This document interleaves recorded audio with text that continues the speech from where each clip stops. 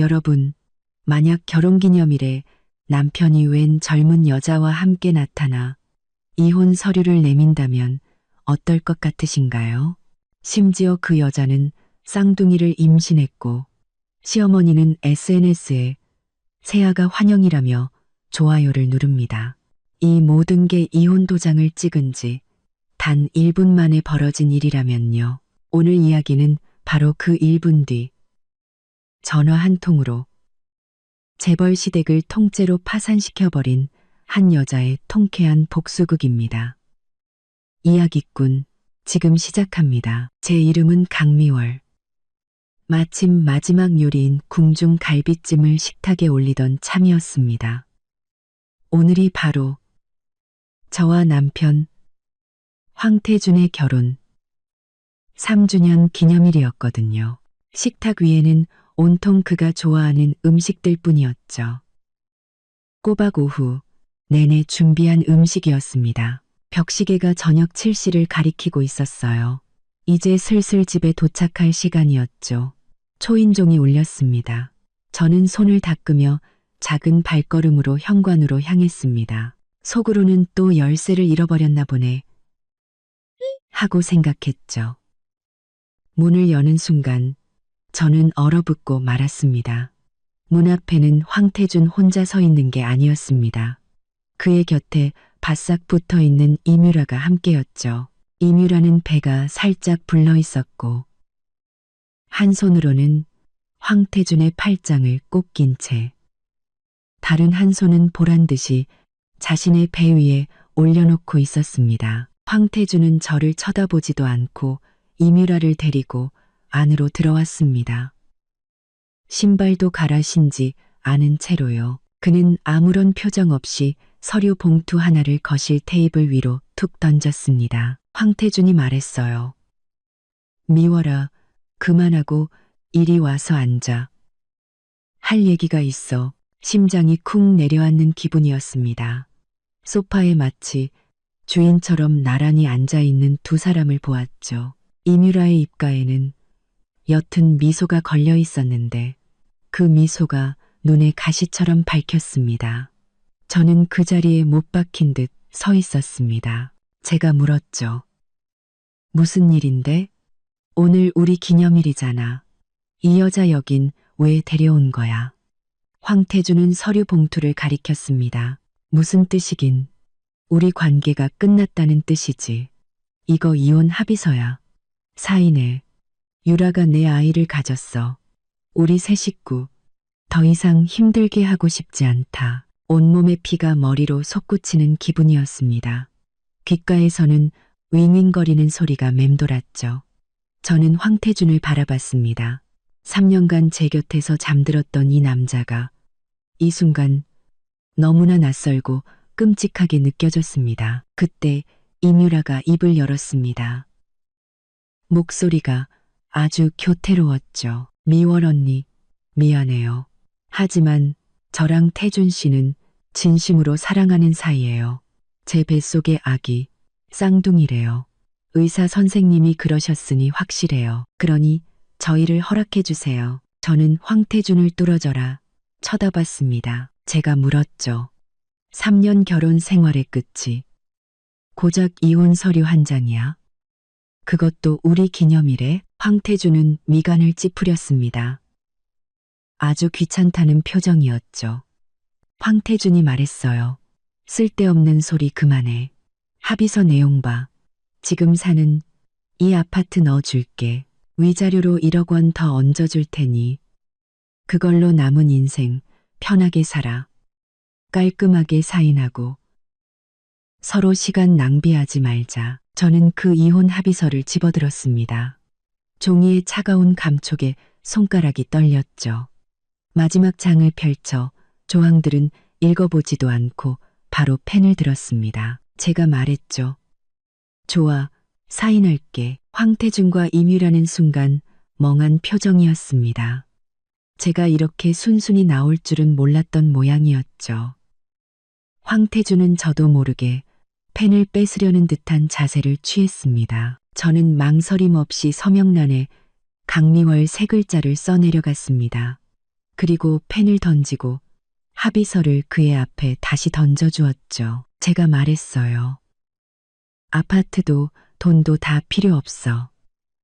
나 강미월, 내까진 놈이 던져주는 동정 따위 필요 없으니까. 천생연분이네. 걔랑 걸레랑 어디 한번 잘 살아봐. 황태준의 얼굴이 시뻘겋게 달아올랐습니다. 강미월. 말이면 단 줄 알아? 이뮤라가 황급히 그를 말렸습니다. 태준 씨, 화내지 마. 아기한테 안 좋잖아. 언니도 갑자기 이런 일을 겪어서 그러는 걸 거야. 그러고는 다시 저를 보며 그 가식적인 미소를 지었습니다. 언니, 허락해줘서 고마워요. 걱정 말아요. 태준 씨는 제가 잘 챙길게요. 우리 다음 달에 결혼식 올릴 건데, 뭐, 언니가 오고 싶진 않겠죠? 저는 더 이상 그들을 상대하지 않고 침실로 들어가 문을 세게 닫아버렸습니다. 문에 등을 기댄 채 밖에서 황태준이 이뮤라를 나지막이 달래는 소리와 그들이 나가는 현관문 소리를 들었습니다. 순식간에 집 안에는 저 혼자만 남았습니다. 그리고 식탁 위에는 이미 차갑게 식어버린 음식들만 덩그러니 놓여 있었죠. 음식의 향긋한 냄새가 공기 중에 맴돌았지만 지금은 그저 역하게만 느껴졌습니다. 저는 창가로 다가가 아래를 내려다봤습니다. 황태준이 조심스럽게 이뮤라를 차에 태우는 모습이 보였죠. 차는 먼지를 일으키며 사라졌습니다. 저는 손을 들어 약지에 끼워진 결혼 반지를 바라봤습니다. 그리고 천천히 아주 조금씩 반지를 빼냈습니다. 반지가 있던 자리에는 희미한 자국이 남아 있었죠. 저는 창문을 열고 한치의 망설임도 없이 반지를 아래층 쓰레기통으로 던져버렸습니다. 3년이라는 시간이 이렇게나 하찮았던 걸까요? 반지를 던져버리자 지난 3년의 세월도 함께 버려진 기분이었습니다. 가슴을 짓누르던 무언가가 조금은 가벼워진 듯했죠. 저는 울지도 소리치지도 않았습니다. 심지어 배가 고프다고 느꼈죠. 식탁으로 돌아와 앉아 젓가락을 들고 조용히 그 차갑게 식어버린 음식들을 전부 먹어 치웠습니다. 맛은 별로였지만 배는 채울 수 있었죠. 그릇을 다 치우고 저는 집안에 있는 황태준의 모든 물건들, 옷, 신발, 면도기, 심지어 그가 쓰다 남긴 바디워시까지 전부 커다란 쓰레기 봉투 몇 개에 쓸어 담았습니다. 그리고 그것들을 아까 그 반지가 있는 쓰레기통 옆으로 던져버렸죠. 그 모든 일을 끝내니 하늘은 이미 캄캄해져 있었습니다. 뜨거운 물로 샤워를 하고 소파에 누워 휴대폰을 들었습니다. 홀린 듯이 이뮤라의 인스타그램을 열었죠. 역시나 10분 전에 새로운 게시물이 올라와 있었습니다. 글은 없었고 사진 한 장뿐이었죠. 사진 속 이뮤라는 옆모습을 하고 있었고 조명은 그녀가 의도적으로 드러낸 배를 비추고 있었습니다. 손가락에는 커다란 다이아몬드 반지가 끼워져 반짝이고 있었죠. 배경은 넓고 호화로운 거실의 통창이었고 사진 아래에는 위치 태그가 찍혀 있었습니다. 서울에서 가장 비싼 부촌 헤리티지 힐스. 손가락이 조금 떨렸습니다. 저는 사진 아래의 댓글을 눌러봤습니다. 첫 번째 댓글은 놀랍게도 제 전 시어머니 김미숙 여사의 것이었습니다. 우리 예쁜 새아가 집에 온 걸 환영한다. 쌍둥이 손주들. 할미가 기다릴게. 그 뒤로는 황씨 집안 친척들의 좋아요와 축하 댓글이 줄줄이 달려 있었습니다. 태준이가 복이 많네. 유라가 우리 황씨 가문의 공신이야. 같은 말들이 화면을 가득 채웠죠. 그 열띤 분위기는 저와 황태준이 결혼했을 때보다도 더 뜨거워 보였습니다. 저는 그 게시물을 한참 동안 쳐다봤습니다. 마음속에 남아있던 마지막 한 조각의 헛된 기대마저 완전히 꺼져버렸죠. 온 가족이 이미 모든 걸 알고 있었고 기꺼이 받아들인 겁니다. 저 혼자만 바보처럼 속아서 그놈의 기념일 저녁 식사나 준비하고 있었던 거죠. 저는 인스타그램을 닫고 주소록을 스크롤했습니다. 평소에 연락하던 이름들을 지나쳐 계속해서 아래로 내렸죠. 마침내 이름 없이 번호만 저장된 연락처에서 손가락을 멈췄습니다. 이 번호는 3년 동안 저장만 해두고 단 한 번도 누른 적이 없었죠. 그리고 더시면 3년 동안 저장만 해두고 깊게 숨을 들이마시고 통화 버튼을 눌렀습니다. 신호음이 4번 울리고 상대방이 전화를 받았습니다. 아무 말도 들려오지 않았고 아주 미세하고 규칙적인 숨소리만 들려왔습니다. 제가 먼저 입을 열었습니다. 제 목소리가 너무나 평온해서 저 자신도 놀랄 정도였죠. 나야, 강미월. 전화기 너머는 2초간 침묵했습니다. 이내 낮고 살짝 놀란 듯한 남자의 목소리가 들려왔습니다. 전화기 너머는 2초간 침묵했습니다. 아가씨, 네, 부탁할 일이 있어요. 남자의 목소리는 즉시 더없이 공손하고 진지하게 바뀌었습니다. 분부만 내리십시오. 저는 창밖의 칠흑 같은 어둠을 보며 또박또박 분명하게 말했습니다. 황룡건설 파산시켜. 전화기 너머에서는 어떤 망설임이나 질문도 없었습니다. 오직 간결하고 단호한 대답만이 돌아왔죠. 알겠습니다.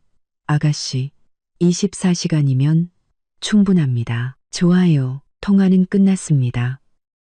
모든 과정이 30초도 채 걸리지 않았죠.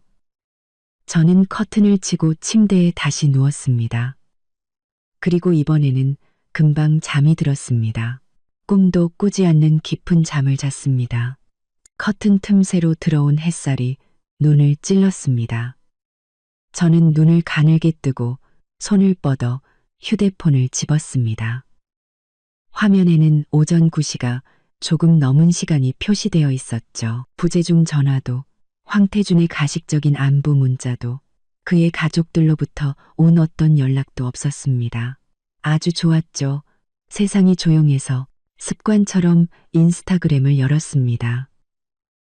아직도 빨간 점이 떠 있었고 손가락은 저절로 그곳을 눌렀습니다. 이뮤라의 게시물은 여전히 맨 위에 걸려 있었죠. 좋아요와 댓글 수는 훨씬 더 늘어나 있었습니다. 제 전 시어머니 김미숙 여사의 새아가 환영 댓글은 마치 모처럼 가장 눈에 띄는 자리에 박혀 있었습니다. 저는 그 댓글을 일부는 좋게 쳐다봤습니다. 머릿속에는 3년 전 제가 처음 며느리로서 황 씨 집에 갔을 때의 기억이 스쳐 지나갔습니다. 김미숙 여사는 제 손을 잡고 활짝 웃으며 말했었죠. 미월아, 이제부터 넌 내 친딸이야. 태준이가 혹시라도 널 속상하게 하면 내가 가만 안 둘 테니 걱정 마라. 그 표정과 말투는 한치의 거짓도 없어 보일 만큼 진실해 보였습니다. 지금 생각하니 전부 연기였던 거죠. 친딸? 아마 그 집에서 키우는 푸들보다도 못했을 겁니다. 걔는 적어도 다정한 말이라도 듣지만 저의 3년간의 헌신이 돌려준 것은 그의 새로운 공신 며느리의 게시물에 달린 첫 번째 좋아요와 환영 인사뿐이었으니까요. 저는 차갑게 웃으며 휴대폰을 옆으로 던져버렸습니다. 일어나서 양치질과 세수를 했죠. 거울 속의 제 얼굴은 조금 창백했지만 눈빛은 맑았습니다. 울어서 퉁퉁 부은 흔적은 없었죠. 괜찮았습니다. 옷장 가장 깊숙한 곳에서 오랫동안 쓰지 않던 낡은 캐리어를 꺼내 제 짐을 챙기기 시작했습니다. 이 집에는 원래부터 제 흔적이 많지 않았습니다. 황태준은 화려하고 과장된 스타일을 좋아해서 저의 단출한 옷가지와 책들은 이 집에 늘 어울리지 않는 듯 겉돌았죠. 그래서 짐을 싸는 것은 금방이었습니다. 짐을 챙기고 있는데 휴대폰이 울렸습니다. 모르는 번호였죠. 잠시 망설이다가 전화를 받았습니다. 전화기 너머에서는 조금 익숙한 중년 여성의 목소리가 들려왔습니다. 아부하듯 조심스러운 말투였죠. 여보세요? 혹시 미월이니? 저는 잠시 멈칫했다가 목소리의 주인을 알아챘습니다. 황태준의 먼 친척인 김이모였습니다. 예전에 황씨 집안 모임에서 몇 번 본 적이 있었죠. 눈치가 빠르고 높은 사람에게 잘 붙는 부류의 사람이었습니다. 제가 말했죠. 네, 김이모님. 무슨 일이세요? 김이모는 전화기 너머에서 즉시 웃음을 터뜨렸습니다. 어머나, 진짜 미월이 맞구나. 별일은 아니고 그냥 태준이랑 좀 안 좋은 일이 있었다면서? 젊은 애들끼리 살다 보면 그럴 수도 있지. 이모가 그냥 너무 속상해하지 말고 마음 잘 추스르라고 전화했지. 저는 속으로 훤히 꿰뚫어보고 있었습니다. 이건 저를 위로하려는 게 아니었죠. 분명히 소문을 듣고 제 반응도 떠볼 겸 또 새로 득세한 이뮤라에게 잘 보이기 위해 전화한 것이 틀림없었습니다. 전처를 챙기는 신용이라도 해야 점수를 딸 테니까요. 저는 담담하게 말했습니다. 걱정해 주셔서 감사해요. 이모님, 저 괜찮아요. 김이모는 멋쩍게 웃으며 말했습니다. 그래, 괜찮다니 다행이다. 나도 방금 유라가 올린 거 봤는데 정말 내가 다 기쁘더라. 쌍둥이라니 얼마나 큰 복이야. 태준이 엄마는 아주 입이 귀에 걸렸어. 듣자 하니 조상 대대로 내려오는 옥팔찌를 유라한테 준다더라. 그거 엄청 비싼 골동품인데 말이야. 그녀는 이뮤라가 얼마나 복이 많은지, 황씨 집안이 얼마나 경사스러운지에 대해 쉬지 않고 떠들어댔습니다. 한마디 한마디가 제 가슴을 찌르는 것 같았지만 제 마음에는 아무런 파문도 일지 않았습니다. 심지어 조금 웃음이 나왔죠. 제가 그녀의 말을 끊었습니다. 이모님, 다른 할 일 없으시면 저희만 끊을게요.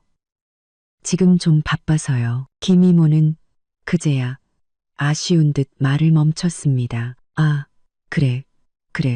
바쁘면 끊어야지. 미워라. 나중에라도 무슨 어려운 일 있으면 이모한테 연락하고. 저는 그녀의 쓸데없는 말을 더 이상 듣지 않고 바로 전화를 끊었습니다. 마지막 옷가지를 캐리어에 쑤셔넣고 지퍼를 올렸습니다. 방 안이 순식간에 휑해졌죠. 캐리어를 끌고 거실로 나왔을 때 휴대폰이 다시 한번 짧게 진동했습니다. 이번에는 문자 메시지였습니다. 어제 제가 전화했던 그 번호였죠. 내용은 지극히 간결했습니다. 시작됐습니다. 첫 번째 소식은 정오쯤입니다. 저는 문자를 삭제하고 휴대폰을 주머니에 넣었습니다. 첫 번째 소식은 과연 무엇일까요? 조금 궁금했지만 그보다는 평온함이 더 컸습니다. 제가 깨운 거대한 짐승이 이제 그 발톱을 드러내기 시작했다는 것을 알았으니까요. 저는 창가에 서서 아파트 단지 안을 오가는 사람들을 바라봤습니다. 모든 것이 평소와 다름없었죠. 아무도 몰랐을 겁니다. 이 도시의 신흥 재벌 가문을 향한 금융 폭풍이 소리 없이 형성되고 있다는 것을요. 그리고 그 태풍의 눈이 바로 이 창가에 서 있는 방금 집에서 쫓겨난 전처라는 사실을 말입니다. 황씨 집안은 지금 뭘 하고 있을까요? 아마 헤리티지 힐스의 100억짜리 저택에 모여 이뮤라와 그녀의 뱃속 쌍둥이 아들을 둘러싸고 행복한 시간을 보내고 있겠죠. 완벽한 부의 자유와 남은 평생 떠받들어질 행복을 꿈꾸면서요. 김미숙 여사는 그놈의 옥팔찌를 들고 어서 이뮤라의 손목에 채워주고 싶어 안달이 나 있겠죠. 웃으세요. 마음껏 웃으세요. 당신들의 좋은 시절은 이제 1분 1초씩 줄어들고 있으니까요. 저는 캐리어를 현관 앞에 두고 서둘러 떠나지 않았습니다. 오히려 부엌으로 가 차 한 잔을 타서 거실 소파에 앉아 천천히 마셨습니다. 이 집은 곧 제 것이 아니게 되겠지만 지금 이 순간은 이상할 정도로 고요해서 연극을 관람하기에 아주 적합했죠. 휴대폰 화면을 켜고 무심코 지역 경제 뉴스를 훑어봤습니다. 아직은 황룡건설에 대한 어떤 소식도 없었죠. 저는 서두르지 않았습니다. 그 번호는 정우라고 했고 지금은 아직 오전 10시였으니까요. 시간은 1분 1초 흘러갔습니다. 차를 반쯤 마셨을 때 휴대폰 화면에 갑자기 알림이 하나 떴습니다. 속보 태산그룹, 황룡건설과의 모든 협력 프로젝트, 일방적 중단 선언. 왔구나. 첫 번째 소식이었습니다. 저는 뉴스를 클릭했습니다. 내용은 짧았지만 그 안에 담긴 정보는 엄청났습니다. 이 도시의 부동산 거물인 태산그룹이 아무런 예고 없이 황룡건설의 중대한 규정 위반 가능성 및 상업적 신용 문제를 이유로 모든 협력을 즉시 중단한다고 발표한 것이었죠.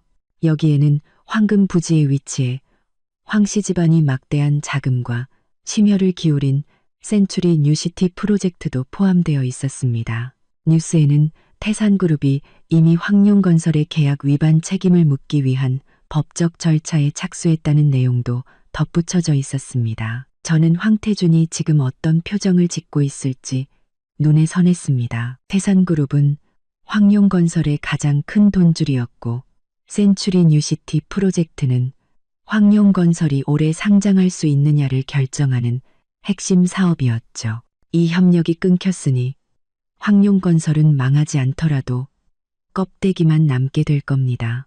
저는 뉴스를 끄고 계속 차를 마셨습니다. 차가 조금 식었지만 끝맛은 달콤했죠. 역시나 5분도 채 되지 않아 제 휴대폰이 미친 듯이 울리기 시작했습니다. 화면에는 황태준 세 글자가 번쩍이고 있었죠.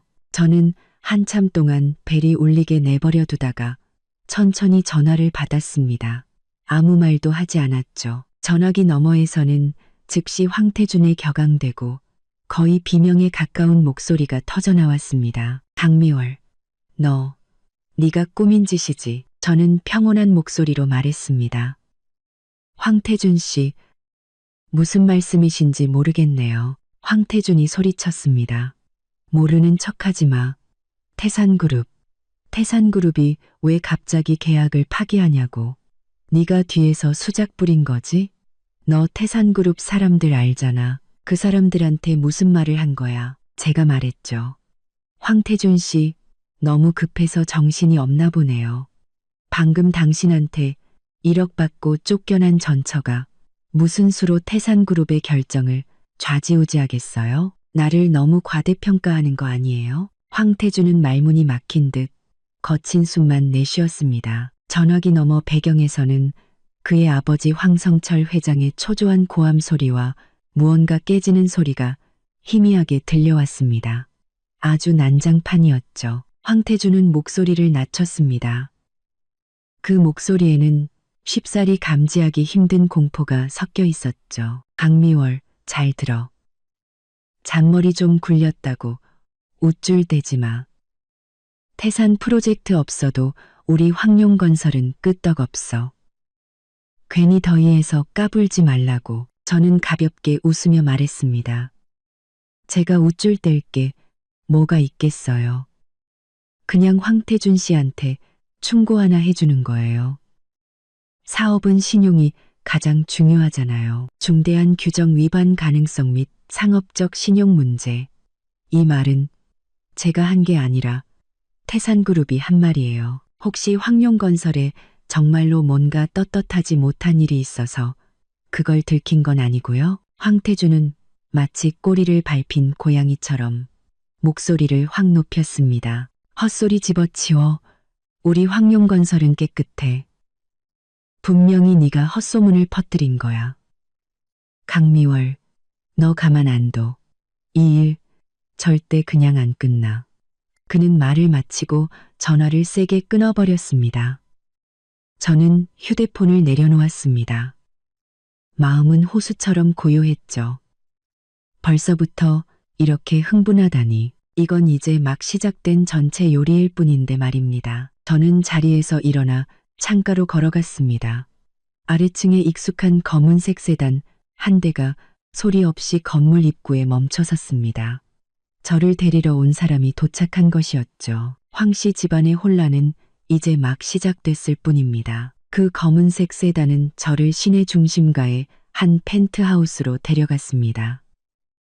전망이 아주 좋았죠. 거대한 통창 밖으로 도시의 절반에 달하는 화려한 풍경이 한눈에 들어왔습니다.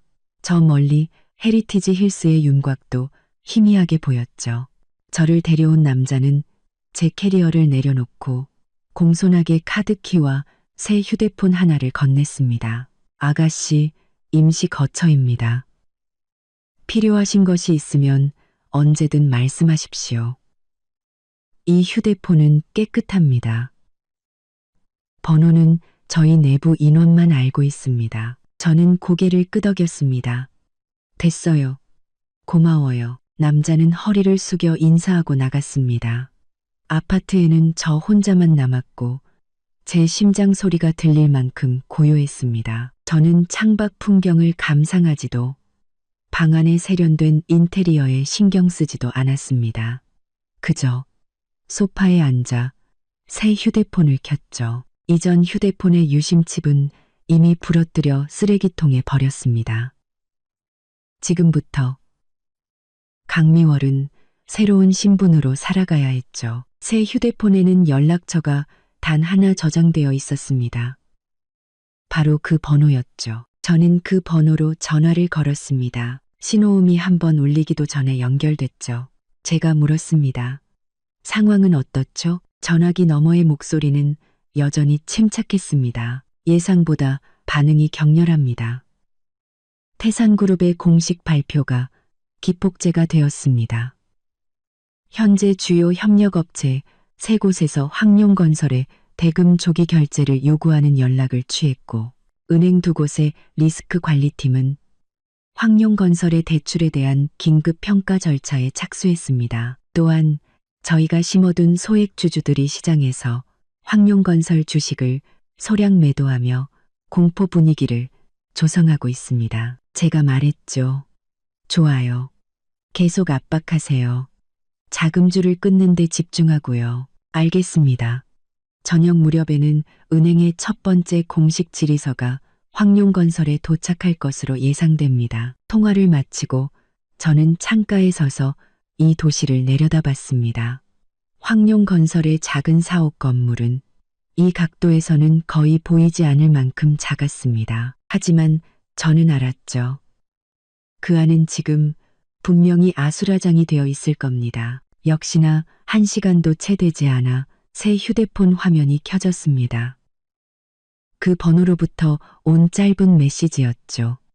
은행 질의서 도착, 황성철 회장, 급성 고혈압으로 시내 중심 병원으로 이송됨. 저는 휴대폰을 내려놓고 물 한 잔을 따랐습니다. 황성철 회장, 제 전 시아버지는 늘 자신이 냉철하고 강단 있으며 웬만한 일에는 끄떡없는 사람이라고 자부했었죠. 그런데 벌써 버티지 못하다니 고작 은행의 질의서 한 장의 말입니다.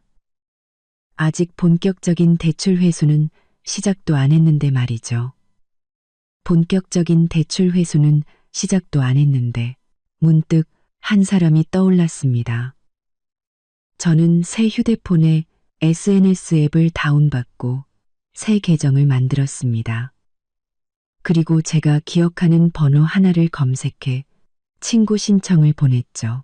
상대방은 거의 즉시 수락했습니다. 그리고 바로 메시지가 여러 개 날아왔습니다. 누구세요? 제 번호는 어떻게 아셨어요? 의심하는 이모티콘. 저는 천천히 타자를 쳤습니다. 김이모님, 저 미월이에요. 번호를 바꿨어요. 대화창 상단에 입력 중이라는 표시가 한참 동안 깜빡이다가 겨우 메시지 하나가 나타났습니다. 어머나, 미월이구나. 깜짝 놀랐네. 번호는 왜 바꿨어? 무슨 일 있니? 저는 그녀의 떠보는 듯한 질문을 무시하고 바로 본론으로 들어갔습니다. 황 회장님 입원하셨다면서요? 많이 안 좋으신가요? 김 이모의 수다 본능에 불이 붙은 듯 타자 속도가 엄청나게 빨라졌습니다. 어머, 너도 들었구나. 말도 마, 아주 난리가 났어. 은행 때문에 속을 썩이다가 쓰러지셨대. 은행 몇 군데에서 동시에 장부를 보자고 하고 대출금도 미리 갚으라고 한다더라. 회사도 엉망진창이야. 협력업체들이 돈 달라고 문 앞에 진을 치고 있대. 태준이는 아주 죽을 상을 하고 있더라. 아니, 멀쩡하던 회사가 왜 갑자기 이렇게 된담? 진짜 어디 높은 사람한테 밑보인 거 아니야? 엎친 데 덮친 격으로 유락에도 오늘 아침부터 배가 좀 안 좋다고 집에 누워만 있대. 온 집안이 쑥대밭이야.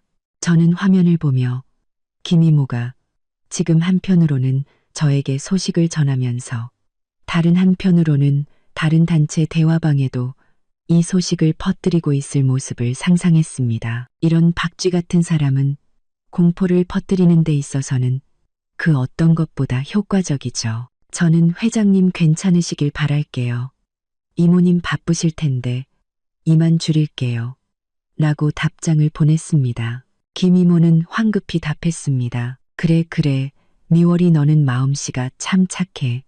이 와중에도 그 집안 걱정을 해주고 너도 몸 조심해라. 저는 더 이상 답장하지 않고 휴대폰을 내려놓았습니다. 창밖은 어느새 어둑어둑해지고 있었죠. 도시의 불빛들이 하나둘 켜지며 흐르는 별들의 강처럼 보였습니다. 황성철은 쓰러졌고 황태주는 동분서주하고 있으며 임유라는 안정을 취해야 할 몸입니다. 김미숙 여사는 아마 병원과 저택을 오가며 정신없이 뛰어다니고 있겠죠. 그들의 행복한 미래를 상징하던 100억짜리 헤리티지 힐스 저택에는 지금 과연 온기가 남아있을까요? 병원 상황이 엉망진창이라는 소식은 날개라도 달린 듯 김 이모의 입을 통해 끊임없이 제 귀에 들어왔습니다. 황성철은 화를 참지 못해 혈압이 치솟아 하마터면 중풍으로 쓰러질 뻔했다고 했습니다. 지금은 중환자실에서 경과를 지켜보고 있다고 했죠. 황태주는 회사와 병원을 오가느라 얼굴이 누렇게 떴고 입술 주위에는 물집이 잔뜩 잡혔다고 했습니다. 김미숙 여사는 하늘이 무너진 듯 울며 한편으로는 은행을 욕하고 다른 한편으로는 아들이 고생하는 것을 안쓰러워하고 있다고 했습니다. 저는 이 모든 소식을 들으며 마음속에 어떤 동요도 느끼지 못했습니다. 자업자득이죠. 누굴 원망하겠어요. 동요도 느끼지 못했습니다. 저녁 무렵 뭔가 먹을 것을 준비하려던 참에 새 휴대폰이 울렸습니다. 모르는 번호였지만 누구인지는 알 수 있었죠. 이렇게 빨리 제 새 번호를 알아낼 수 있는 사람은 정신없이 바쁜 황태준 외에는 없을 테니까요. 전화를 받았습니다. 아무 말도 하지 않았죠. 황태준의 목소리는 쉬어 있었고 억누를 수 없는 분노와 피로가 뒤섞여 있었습니다. 강미월, 너 도대체 어디야? 저는 창가에 서서 아래층에 끊임없이 흐르는 자동차 불빛을 보며 말했습니다. 무슨 일인데? 황태준은 거의 포효하듯 소리쳤습니다. 너 때문이지. 태산그룹 계약 파기, 은행의 대출 압박, 협력업체들의 반란, 전부 네가 뒤에서 꾸민 짓이지? 네가 무슨 수로 이런 짓을 해? 저는 평온한 목소리로 말했습니다. 황태준, 넌 날 너무 과대평가하는구나. 네가 1억 원 주고 1분 만에 버린 전처가 어떻게 너희 황룡건설이라는 거대한 산을 흔들 수 있겠어. 아마 너희가 그동안 나쁜 짓을 너무 많이 해서 벌 받는 거겠지. 헛소리 집어치워. 황태준은 욕설을 퍼부었습니다. 강미월, 잘 들어. 잔꾀 좀 부렸다고 우리 황씨 집안을 무너뜨릴 수 있을 거라고 생각하지 마. 쓰러져도 준치라는 말 몰라? 당장 기어 나와서 어떻게 된 일인지 똑똑히 설명해. 그렇지 않으면 제가 그의 말을 끊었습니다. 그렇지 않으면 뭐? 예전처럼 나한테 소리라도 지르시게? 그렇지 않으면 뭐? 황태주는 거친 숨을 몰아쉬었습니다. 제 말에 격분한 것 같기도 하고 눈앞의 난장판에 막다른 길에 몰린 것 같기도 했죠. 그는 갑자기 목소리를 낮췄습니다. 그 목소리에는 위협적인 기운이 감돌았죠. 강미월, 네가 어디 숨어서 이 꼴을 보고 비웃고 있는지 알아. 경고하는데 날 너무 몰아붙이지 마. 너한테 좋을 거 없어. 내 부모님 시골에 계신 거 잊었어? 순간 제 눈빛이 차갑게 얼어붙었습니다. 감히 제 부모님을 들먹이며 저를 위협하다니. 저는 수화기를 향해 크지 않지만 또렷한 목소리로 말했습니다.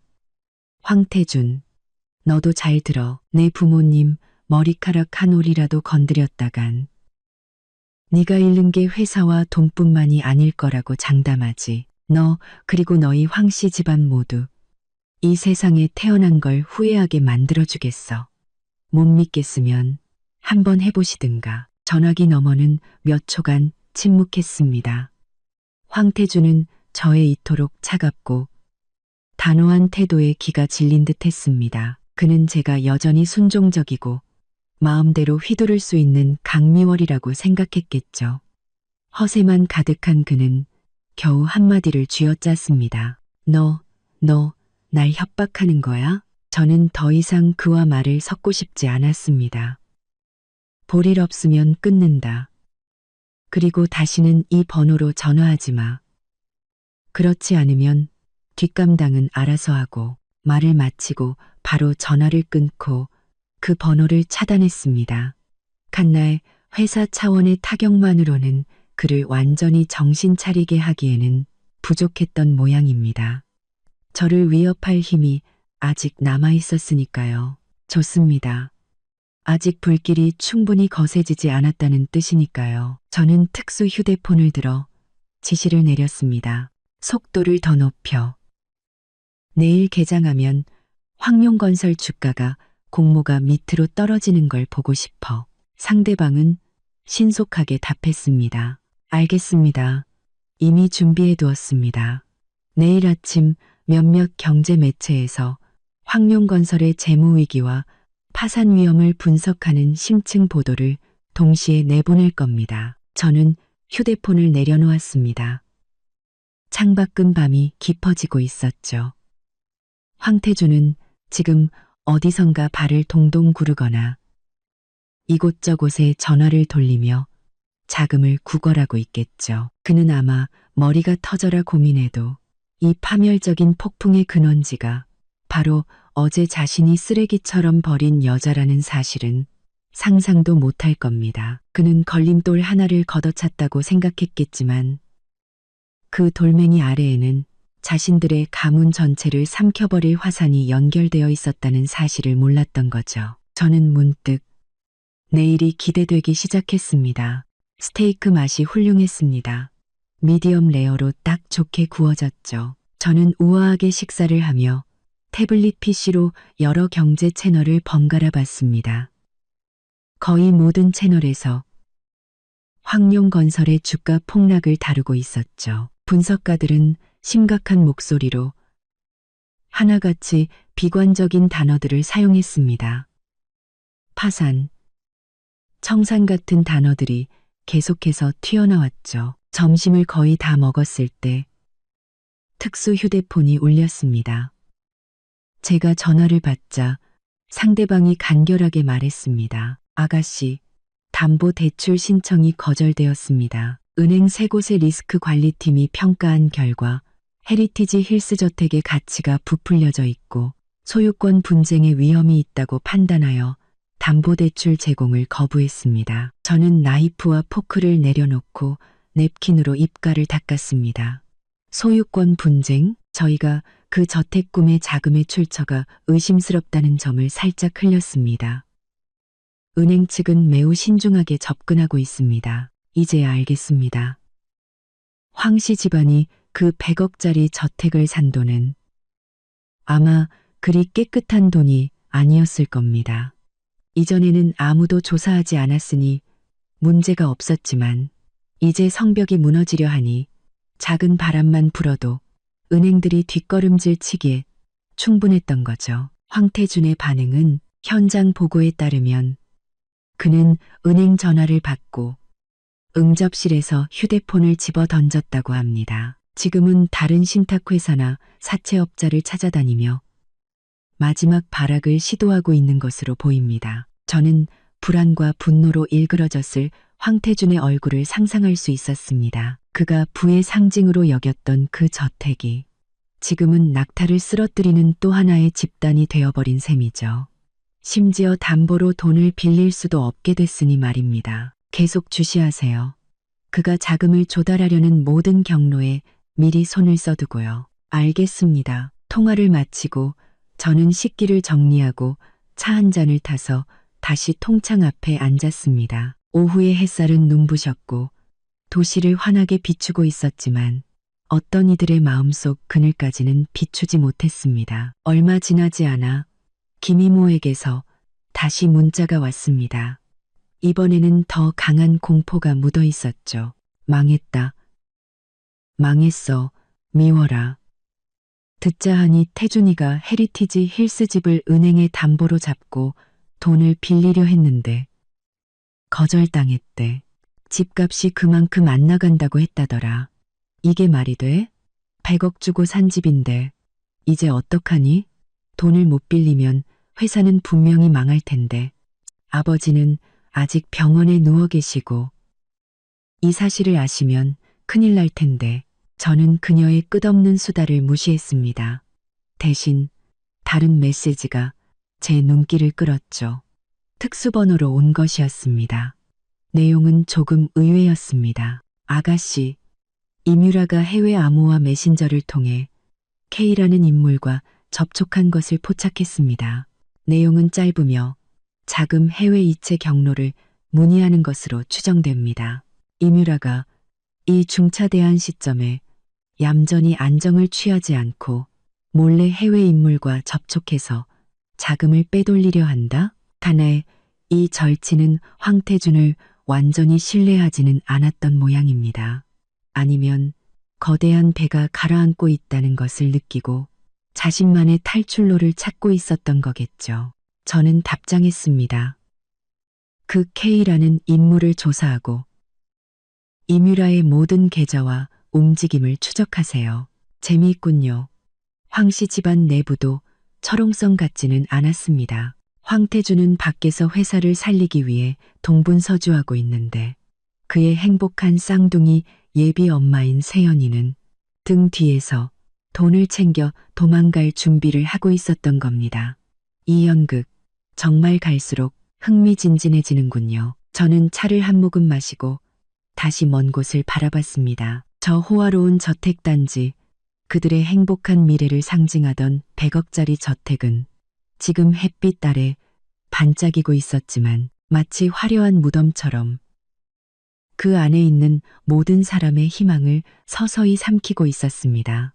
만약 김미숙 여사가 자신이 좋아요를 누르며 환영했던 그 착한 며느리가 도망갈 궁리를 하고 있다는 사실을 알게 되면 어떤 심정일까요?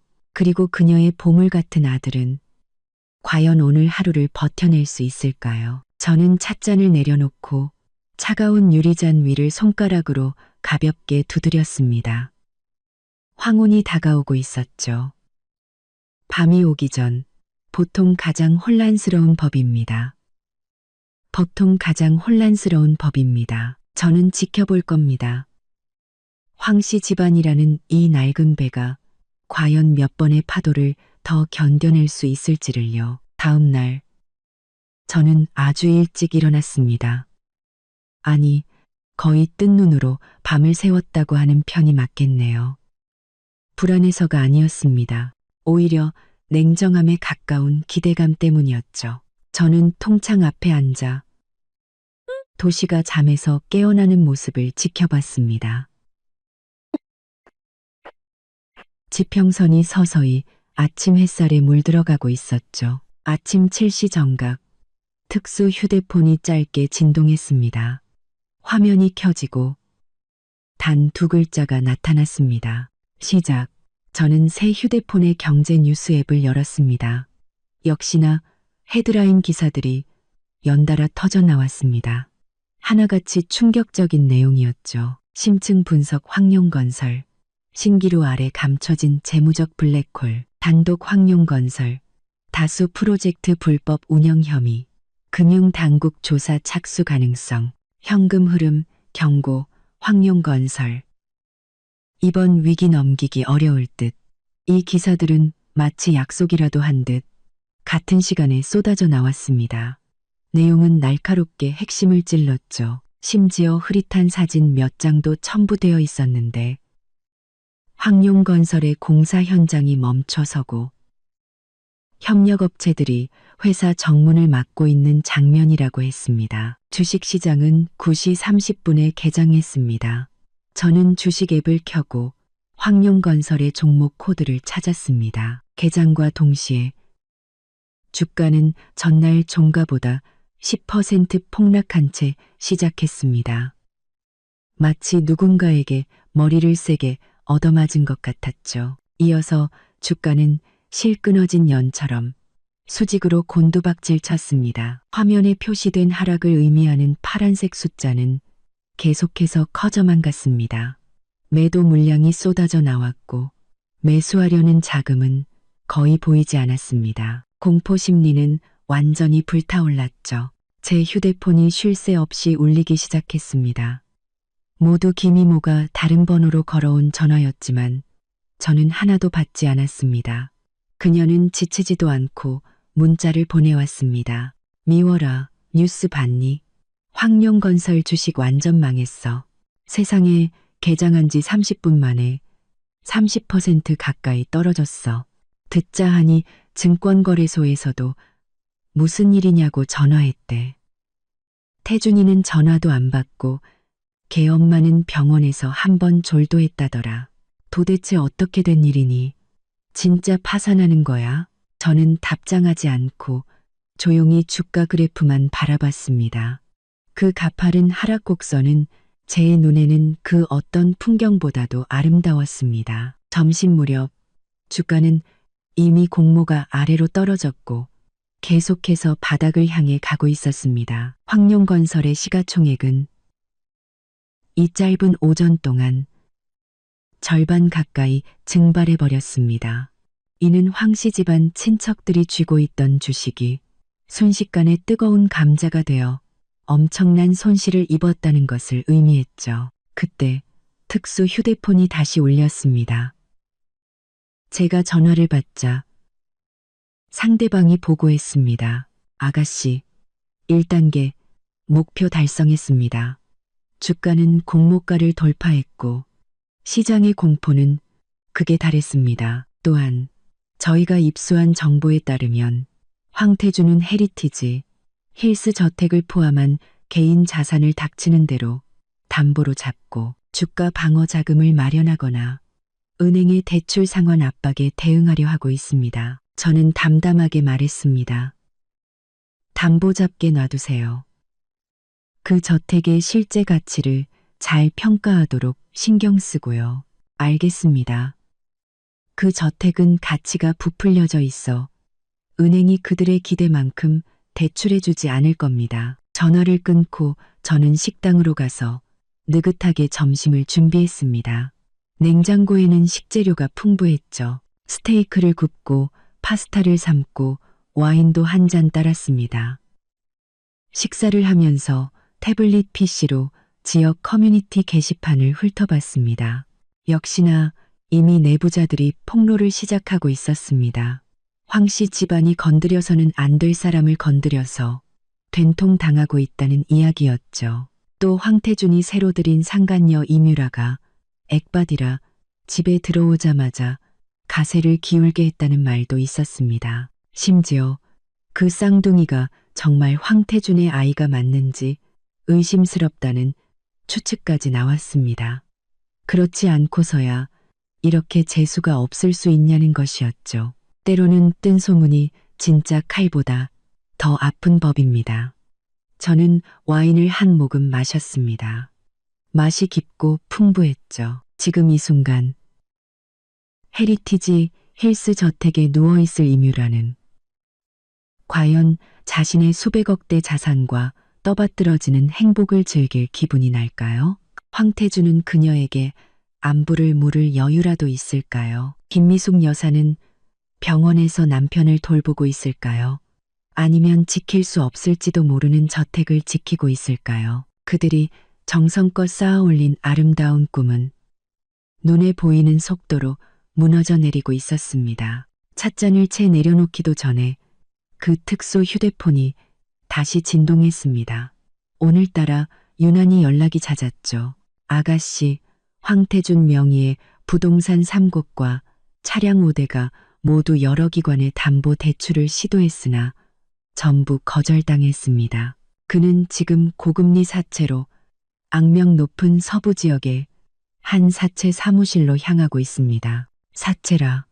간날 그는 정말로 막다른 길에 몰린 모양입니다. 독약으로 갈증을 해소하려는 짓까지 서슴지 않다니 저는 답장했습니다. 가게 놔두세요. 그 소식을 그를 주시하고 있는 은행 리스크 관리팀에 흘리세요. 알겠습니다. 링와이 병원에서는 김미숙 여사가 어떤 전화를 받은 후 감정이 매우 격해져 황태준과 통화 중입니다. 이뮤라와 관련된 내용인 듯합니다. 이뮤라라. 제가 방금 그 K를 조사하라고 지시했는데 이쪽에서는 김미숙 여사가 격분했다니. 간날 이뮤라의 작은 움직임을 눈치챈 것은 저뿐만이 아니었던 모양입니다. 저는 찻잔을 내려놓고 컴퓨터 앞으로 갔습니다. 태블릿 PC 화면에 지역 뉴스 알림이 떴습니다. 황룡건설 황성철 회장, 병세 안정되어 일반 병실로 이동. 그러나 회사 전망은 암울. 일반 병실로 옮겼다니 다행이네요. 정신이 멀쩡한 상태에서 자신의 아들과 아내가 어떻게 가산을 탕진하는지 똑똑히 지켜보게 해야죠.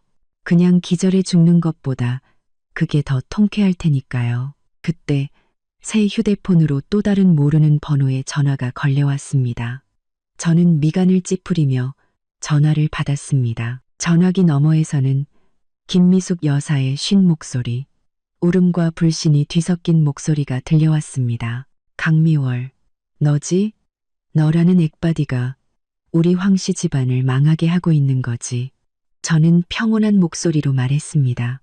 어머님, 또 무슨 말씀을 하시는 거예요? 의사 선생님이 안정하라고 안 하시던가요? 모르는 척하지 마. 김미숙 여사는 비명을 질렀습니다. 우리 집 멀쩡했는데 네가 나가자마자 왜 이렇게 많은 일이 터져? 태준이 회사는 망해가고 영감은 화병으로 쓰러지고 이제는 유라까지. 그녀는 말을 하다 말고 마치 목이 맨 듯 거친 숨소리만 내뱉었습니다. 저는 그녀의 말 속에서 핵심을 포착했습니다. 이뮤라 씨는 왜요? 어머님의 착한 며느리고 황씨 집안의 공신을 임신하고 있잖아요. 설마 무슨 일이라도 생겨서 아기랑 같이 잘못되기라도 했나요? 저는 일부러 악의적으로 말했습니다. 닥쳐. 이 독한 년. 김미숙 여사는 욕설을 퍼부었습니다. 유라개가 걔가 몰래 짐을 싸서 도망가려던 걸 내가 붙잡았어. 내 패물까지 훔치려고 했다고. 내가 조금만 늦게 발견했어도. 저는 눈썹을 살짝 치켜 올렸습니다. 아, 이뮤라가 벌써 참지 못하고 움직였군요. 간날 그 K라는 자가 확실한 도주로를 알려준 모양입니다. 혼란을 틈타 감나가는 물건들을 챙겨 도망치려다 김미숙 여사에게 현장에서 잡힌 거겠죠. 이 연극, 경제 뉴스보다 훨씬 재미있네요. 저는 느긋하게 말했습니다. 어머님, 그건 저한테 화내실 일이 아니죠. 새아가 환영이라고 하신 건 어머님이잖아요. 이제 그 새아가가 떠나겠다는데 붙잡으셔야죠. 왜 저 같은 전 며느리한테 화풀이 하세요? 김미숙 여사는 제 말에 막혀 한동안 숨을 헐떡였습니다. 마침내 울음 섞인 목소리로 소리쳤습니다. 강미월, 잘 들어. 우리 황씨 집안이 망하면 내가 귀신이 되어서라도 널 가만두지 않겠어. 그리고 네가 언제까지 더위 할 수 있을 것 같아? 태준이가 그랬어. 반드시 방법을 찾아낼 거라고. 우리가 다시 일어서면 넌 가만 안 둬. 좋아요. 저는 가볍게 웃었습니다. 그럼 기다릴게요. 당신들 황씨 집안이 먼저 일어서는지 아니면 완전히 파산하는지 어디 한번 지켜보죠. 아, 어머님, 충고 하나 할게요. 남은 폐물이나 잘 챙기세요. 그리고 그 착한 며느리가 또 뭘 잘못 집어가지 않도록 조심하시고요. 말을 마치고 저는 바로 전화를 끊고 번호를 차단했습니다.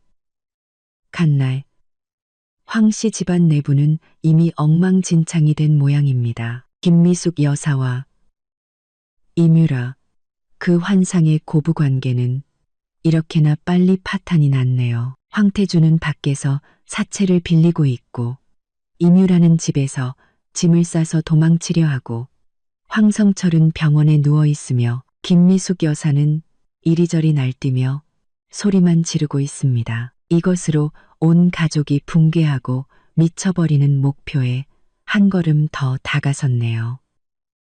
저는 찬장으로 가서 위스키를 반잔 정도 따랐습니다. 호박색 액체가 잔 속에서 흔들렸죠. 저는 술을 거의 마시지 않지만 오늘 같은 날은 한잔할 가치가 있었습니다. 한 모금 마시자 독한 술이 목을 타고 넘어가며 뜨거운 기운을 남겼습니다. 황태주는 지금쯤 사채업자들과 씨름하고 있겠죠. 그 고리대금업자들이 곧 침몰할 이 낡은 배를 보고 과연 얼마의 구명조끼를 던져줄까요? 아니면 돌멩이를 던져줄까요? 저는 술잔을 흔들며 창밖의 도시를 바라봤습니다. 밤이 되어야 비로소 많은 거래와 진실이 수면 위로 떠오르는 법이죠. 저는 기대했습니다. 내일 아침 해가 떴을 때 황씨 집안은 또 어떤 모습을 하고 있을지를요. 위스키의 여운이 채 가시기도 전에 특수 휴대폰 화면이 다시 켜졌습니다. 이번에는 전화가 아니라 암호화된 문자 메시지였습니다. 목표, 사채업자와 접촉 완료. 대출 조건은 월 이자 30%. 헤리티지 힐스 부동산 등기 서류 담보, 거절됨 및 황룡건설 자녀 지분을 담보로 함. 7일 기한. 기한 초과 시 대출금 및 자산 회수. 목표, 서명 완료. 월 이자 30%의 7일 기한이라. 이건 대출이 아니라 대놓고 강도질이었습니다. 황태주는 미친 게 틀림없었죠. 독약으로 갈증을 해소하는 수준이 아니라 그냥 독약통을 통째로 들이켜는 셈이었습니다. 칼날 은행과 제도권, 금융의 전면적인 봉쇄가 그를 정말 막다른 길로 몰아넣은 모양입니다. 이런 명백한 함정 계약에도 서슴없이 서명하다니 저는 답장했습니다. 알았어요. 이 계약서 내용이 내일 아침 주요 채권자들의 책상 위에 우연히 놓여 있도록 하세요. 알겠습니다. 링와이, 이뮤라는 헤리티지 힐스를 떠나려다 김미숙 여사에게 저지당했습니다. 양측 간에 격렬한 다툼이 있었고 이뮤라는 태아의 안전을 빌미로 협박했습니다. 현재 저택 내에 연금된 상태이며 김미숙 여사는 경비를 강화했습니다. 개싸움이군요.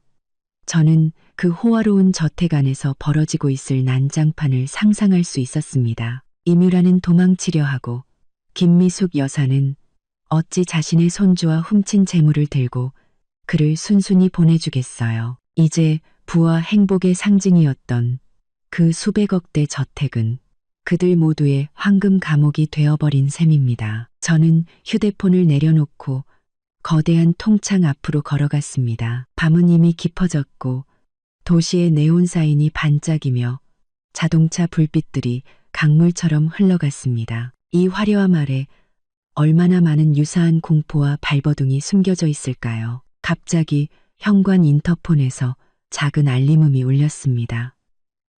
화면에는 아래층 로비에 송 씨라고 밝힌 방문객이 강미월 씨를 만나러 왔다고 표시되어 있었죠. 송 씨라 제가 아는 사람 중에는 그런 성씨가 없었습니다. 황 씨 집안에서 보낸 정찰병일까요? 아니면 저는 수화기를 들었습니다. 아무 말도 하지 않았죠. 상대방은 침착한 남성의 목소리였습니다. 강미월 씨, 갑작스럽게 죄송합니다. 부탁을 받고 물건을 하나 전해드리러 왔습니다. 제가 물었습니다. 누가 보냈죠? 상대방이 답했습니다. 심씨 성을 가진 분입니다. 심씨라 제 마음이 움직였습니다. 그렇군요. 그 번호 뒤에 있는 사람, 그가 사람을 보낸 겁니다. 제가 물었습니다. 무슨 물건이죠? 아마 흥미로워 하실 만한 서류들입니다. 심 선생님께서 아마 어떤 사람들과 사건들의 진실을 파악하는데 도움이 될 거라고 하셨습니다. 저는 잠시 생각하다가 말했습니다. 올려보내세요. 몇 분 후 아파트 초인종이 울렸습니다. 저는 현관 카메라로 밖을 확인했습니다. 문 밖에는 단정한 차림에 평범한 인상의 젊은 남자가 서 있었습니다. 손에는 두툼한 서류 봉투를 들고 있었죠. 문을 열자 그는 공손하게 서류 봉투를 건넸습니다. 별다른 말 없이 가볍게 고개를 숙이고는 돌아서 떠났죠. 저는 문을 닫고 꽤 무게가 나가는 그 서류 봉투를 들고 거실로 돌아왔습니다. 봉투를 열자 안에는 두꺼운 자료와 사진 뭉치가 들어 있었습니다. 맨 위에는 사진 몇 장이 있었죠. 이뮤라가 다른 남자들과 호텔, 고급 레스토랑을 드나드는 장면이었습니다. 시간은 1년 전부터 최근까지 다양했죠. 그중 한 남자의 옆모습이 낯이 익었습니다.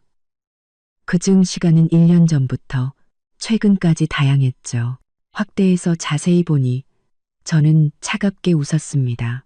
황룡건설의 경쟁사 오너 아들이었죠. 사진 아래에는 만난 시간과 장소를 기록한 설명도 붙어 있었습니다. 다음은 은행거래 내역서 사본이었습니다. 이뮤라의 비밀 계좌 몇 개의 거래 기록이었죠. 최근에 해외에서 거액의 자금이 입금되었는데 마침 그녀가 임신을 발표한 직후였습니다. 그리고 황 씨 집안에 문제가 생기기 몇 시간 전 같은 금액의 돈이 인출되려다 제때 동결된 기록도 있었습니다. 분명히 제가 시킨 일이었죠. 더 넘겨보니 황룡건설에 대한 더 깊은 재무조사 자료가 있었습니다. 일부 불법적인 거래, 탈세 흔적, 심지어 몇 년 전 공사 현장 사고를 덮었던 기록까지 있었죠. 이 자료들이 공개된다면 황 씨 집안은 영원히 재기할 수 없을 겁니다. 마지막은 메신저 대화 캡처 몇 장이었습니다. 이뮤라와 그 K라는 인물의 암호화된 대화 내용이었죠. 시간은 바로 오늘 오후 그녀가 김미숙 여사에게 붙잡히기 전이었습니다. 이뮤라, K, 상황이 안 좋아. 황룡건설 망할 것 같아. 나 당장 떠나야 해. 약속했던 루트는 어떻게 됐어? K, 뭘 그리 서둘러. 아직 돈도 다 못 뺐는데. 일단 버텨. 이뮤라, 못 기다려. 그 늙은 여우가 날 감시하고 있어. 지금 안 가면 영영 못 가. 네가 도와줘야 해. K, 알았어. 오늘 밤 12시 저택 후문으로 사람 보낼게. 현금이랑 값 나가는 것만 챙겨. 이걸 본 저는 벽시계를 쳐다봤습니다. 밤 11시 15분. 칼날 오늘 밤 헤리티지 힐스에서는 또 한바탕 쇼가 펼쳐지겠군요. 저는 자료를 다시 봉투에 넣었습니다. 심 실장님이 보낸 이 선물은 아주 시기적절하고 묵직했습니다. 이뮤라의 배신과 계략을 입증했을 뿐만 아니라 황 씨 집안의 더 많은 약점을 제 손에 쥐어주었죠. 저는 특수 휴대폰을 들고 지시를 내렸습니다. 헤리티지 힐스 후문을 주시해. 만약 오늘 밤 이뮤라가 떠나려 하면 막아. 하지만 다른 사람들은 눈치채지 못하게, 특히 K가 보낸 접선책과 연락하지 못하도록. 알겠습니다. 휴대폰을 내려놓고 저는 다시 위스키 잔을 들었습니다. 얼음이 잔에 부딪히며 맑은 소리를 냈죠.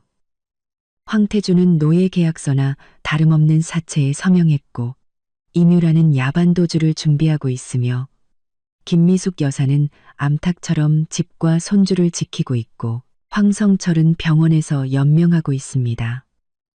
이제 겨우 48시간도 지나지 않았는데 말이죠. 장성철은 병원에서 연명하고 있습니다. 장성철은 병원에서 연명하고 있습니다. 저는 위스키를 한 모금 마셨습니다. 목을 타고 흐르는 매운 느낌이 오히려 이상한 청량감을 주었죠. 자정까지 45분 남았습니다. 저는 궁금했습니다. 이뮤라가 겨우 후문까지 빠져나갔는데 기다리던 사람은 보이지 않고 퇴로마저 막혔다는 것을 알았을 때 그녀는 과연 어떤 표정을 지을까요? 벽시계가 천천히 11시 50분을 가리켰습니다. 저는 거실의 주등을 끄고 은은한 스탠드 조명 하나만 켜두었습니다. 방 안의 윤곽이 희미하게 드러났죠. 저는 어둠 속에 앉아 태블릿 PC 화면을 바라봤습니다. 화면은 분할되어 두 개의 실시간 영상을 보여주고 있었죠. 하나는 헤리티지 힐스 후문 근처에 숨겨진 카메라 영상이었고 다른 하나는 저택 내부 이뮤라가 갇힌 방 앞의 감시 카메라 영상이었습니다. 이 또한 심 실장님이 준 선물 중 하나였죠.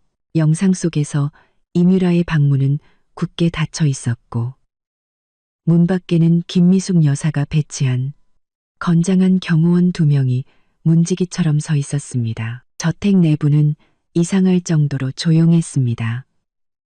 마치 폭풍 전야의 고요함 같았죠. 11시 55분 이뮤라 방의 문고리가 아주 미세하게 움직였다가 다시 제자리로 돌아왔습니다. 그녀가 탐색하고 있는 것이었죠. 11시 58분 문이 다시 살짝 열렸습니다. 문틈으로 눈동자 하나가 밖을 엿봤죠. 그때 문 앞에 경호원들이 무언가 지시를 받은 듯 한 명이 무전기에 대고 작게 말하더니 둘이 눈을 마주치고는 동시에 복도 반대편으로 걸어가기 시작했습니다. 마치 전기 순찰을 도는 것처럼 일부러 발소리를 크게 내면서요. 기회가 온 겁니다. 이뮤라도 분명히 그렇게 생각했겠죠. 문이 활짝 열리고 그녀가 옆으로 몸을 빼내 나왔습니다. 눈에 띄지 않는 어두운 운동복 차림에 꽤 커 보이는 백팩을 메고 있었죠. 가방은 아주 빵빵했습니다. 그녀는 놀란 토끼처럼 발끝으로 살금살금 후문 계단 쪽으로 빠르게 사라졌습니다. 저는 특수 휴대폰을 들고 간단한 지시를 내렸습니다. 후문 준비. 화면이 전환되고 후문 감시 카메라 영상이 확대되었습니다. 곧 이뮤라의 모습이 후문의 좁은 길에 나타났죠. 그녀는 급하게 손을 뻗어 무거운 철문을 밀었습니다. 하지만 철문은 꿈쩍도 하지 않았죠. 이뮤라는 잠시 멈칫하더니 힘을 더 줘서 밀고 당겨봤지만 문은 여전히 열리지 않았습니다. 그녀는 당황하기 시작했죠. 주머니에서 휴대폰을 꺼내 전화를 걸려는 듯했지만 화면에는 신호가 잡히지 않았습니다. 제가 이미 심 실장님을 통해 그 지역의 신호를 차단해 두었으니까요. 바로 그때 옆의 숲속에서 2개의 강한 손전등 불빛이 뿜어져 나와 정확히 이뮤라의 몸을 비췄습니다. 그녀는 꼼짝없이 노출되었죠. 그녀는 비명을 지르며 눈부신 빛을 손으로 가렸습니다. 어둠 속에서 검은 정장을 입은 표정 없는 남자 2명이 걸어 나와 그녀의 앞을 막아섰습니다. 그중 한 명이 평탄하고 아무런 감정 없는 목소리로 말했습니다. 이뮤라 씨, 방으로 돌아가시죠. 밖은 위험합니다. 이뮤라는 겁에 질려 뒷걸음질 치다 차가운 철문의 등이 부딪혔습니다. 당신들 누구야? 뭐 하는 짓이야? 비켜. 다른 남자가 한 걸음 다가서며 단호한 목소리로 말했습니다. 사모님께서 당신과 태아를 매우 걱정하고 계십니다. 돌아가서 쉬십시오. 그는 일부러 사모님이라는 단어를 강조했습니다. 이뮤라는 온몸을 떨었습니다. 자신을 데리러 온 사람이 아니라는 것을 깨달은 것이죠. 그녀는 미친 듯이 고개를 저으며 히스테릭하게 소리쳤습니다. 아니야, 안 돌아가. 비켜. K가 보낸 사람들은 어딨어? 남자는 그녀의 질문에 대답하지 않고 이라는 손짓만 했습니다. 그들의 태도는 단호했고 협상의 여지는 없어 보였습니다. 이뮤라는 눈앞에 두 남자와 등 뒤에 잠긴 철문, 그리고 신호가 터지지 않는 휴대폰을 번갈아 보며 얼굴에서 핏기가 싹 가셨습니다. 절망이 파도처럼 밀려왔죠. 그녀는 다리에 힘이 풀려 철문을 따라 주저앉았습니다. 백팩이 옆으로 떨어지며 안에 있던 보석과 현금 다발이 쏟아져 나와 불빛 아래 조롱하듯 반짝였습니다. 검은 정장의 남자가 허리를 숙여 흩어진 물건들을 재빨리 가방에 다시 담았고, 다른 남자는 정중해 보이지만 강압적인 손길로 이뮤라를 바닥에서 일으켜 세웠습니다. 이뮤라 씨, 가시죠. 이뮤라는 마치 영혼이 빠져나간 사람처럼 넋이 나간 채로 두 남자에게 이끌려 왔던 길을 되돌아갔습니다. 감시 카메라 화면 속에 그녀의 뒷모습은 비틀거렸고 더 이상 이전에 행복을 과시하던 더위 양양한 모습은 찾아볼 수 없었습니다. 저는 태블릿 PC를 껐습니다. 후문에서의 연극은 막을 내렸죠. 이뮤라는 도망치지 못했습니다. 그녀는 그 황금 감옥으로 다시 끌려가 분노와 의심에 찬 김미숙 여사를 마주하게 될 겁니다. 과연 K가 보낸 접선책은 지금쯤 어둠 속에서 이 모든 것을 지켜보다가 조용히 사라져 임무 실패를 보고하고 있을까요? 저는 창가로 다가갔습니다. 깊은 밤의 도시는 여전히 불빛으로 가득했습니다. 황태주는 지금 어디에 있을까요? 저는 창가로 다가갔습니다. 어두운 구석에서 그 끔찍한 사체 때문에 고통받고 있을까요? 아니면 병원에서 막 위험에서 벗어났지만 더 큰 타격을 견뎌야 하는 아버지를 마주하고 있을까요? 저는 특수 휴대폰을 들고 다음 지시를 내렸습니다. 내일 오전에 이뮤라 계좌의 비정상적인 자금 흐름 기록과 K와의 대화 기록 일부를 김미숙 여사에게 익명으로 보내. 그가 우연히 이뮤라가 숨겨둔 예비 열쇠나 비밀번호를 발견할 수 있도록 하고. 알겠습니다. 김미숙 여사가 이뮤라가 폐물을 훔쳤다고 의심하고 있었죠. 자신이 좋아요를 누르며 환영했던 그 착한 며느리. 뱃속의 소중한 손주 뒤에 얼마나 많은 계략이 숨어 있었는지 똑똑히 보게 해줘야죠. 고부간의 반목은 때로는 그 어떤 외부의 공격보다도 더 파괴적인 법입니다. 저는 기대했습니다. 내일 아침 해가 뜬 후 헤리티지 힐스의 그 저택 안에서 과연 어떤 난장판이 벌어질지를요. 하늘이 막 밝아올 무렵 저는 잠에서 깼습니다. 아니, 거의 뜬 눈으로 밤을 새웠다고 해야겠네요. 복수의 쾌감이 미세한 전류처럼 신경을 계속 자극해서 완전히 긴장을 풀 수가 없었습니다. 풀고 싶지도 않았고요. 그런데 쾌감이, 복수의 쾌감이 미세한 전류처럼. 저는 진한 커피 한 잔을 내려 식탁에 앉아 특수 휴대폰을 켰습니다. 화면에는 이미 몇 개의 메시지가 와 있었죠. 첫 번째는 새벽 4시. 사채업자 3명이 황룡건설 사옥에 도착. 추심 절차. 시작. 태도 강경. 두 번째는 5시 30분. 황태준 경찰에 신고 시도. 그러나 사채업자들이 합법적인 대출 계약서, 사본과 지분 담보 증명서, 제시, 경찰, 경제 분쟁으로 판단하고 양측 협의 권고. 세 번째는 방금 6시 정각. 황태준. 사무실에 갇힌 상태. 사채업자들. 오늘 오후 3시까지 원금과 이자를 포함한 첫 회차 상환금 완납 요구, 불이행 시 추가 조치 예고. 저는 블랙커피를 한 모금 마셨습니다. 쓴맛이 혀끝에 맴돌았죠. 황태준은 지금 한때 자신의 성공을 상징했던 그 사무실에 갇혀 빚 독촉을 하는 악기들을 마주하고 있겠죠. 경찰에 신고해도 소용없습니다. 대출 계약서는 자신이 직접 서명한 것이고 지분 담보는 회사의 명주를 내준 것이나 다름없었죠. 그가 구명줄이라고 생각했던 것이 이제 그의 목을 조르는 족쇄가 된 겁니다. 그때 특수 휴대폰이 울렸습니다. 심 실장님이 직접 건 전화였죠. 아가씨, 좋은 아침입니다. 그의 목소리는 언제나처럼 침착했습니다. 좋은 아침이에요. 상황은 어떤가요? 모든 것이 계획대로 진행되고 있습니다. 링와이 요청하신 자료는 이미 건물 관리 직원을 통해 김미숙 여사 침실 화장실에 흘려두었습니다. 그가 말하는 것은 이뮤라의 배신 증거 사본이었죠. 김미숙 여사는 아침 일찍 씻는 습관이 있으니 곧 우연히 발견하게 될 겁니다. 좋아요.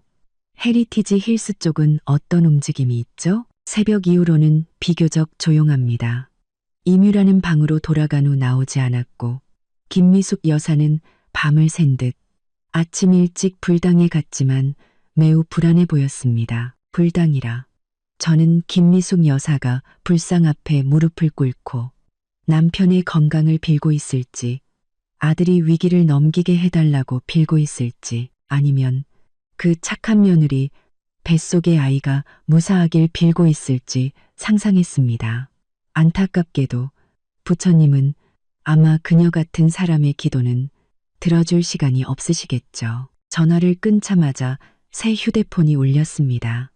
화면에는 김미숙 여사의 이름이 떠 있었죠. 예상보다 빨리 발견한 모양입니다. 전화를 받았습니다.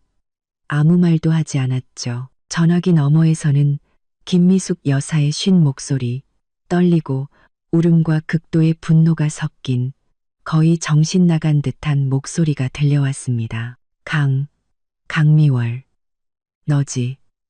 너라는 독한 년이 꾸민 짓이지. 넌 천벌 받을 거야. 저는 평온한 목소리로 말했습니다. 어머님, 또 왜 그러세요? 아침부터 화내시면 심장에 안 좋아요. 착한 척하지 마. 김미숙 여사는 비명을 질렀습니다. 네가 보낸 그 서류들, 그 사진들, 이뮤라 그 천하의 쌍년. 감히 우리를 속여. 걔 뱃속의 애새끼, 태준이 애가 아닐지도 몰라. 우리 황씨 집안 돈을 빼돌려서 도망가려고 했어.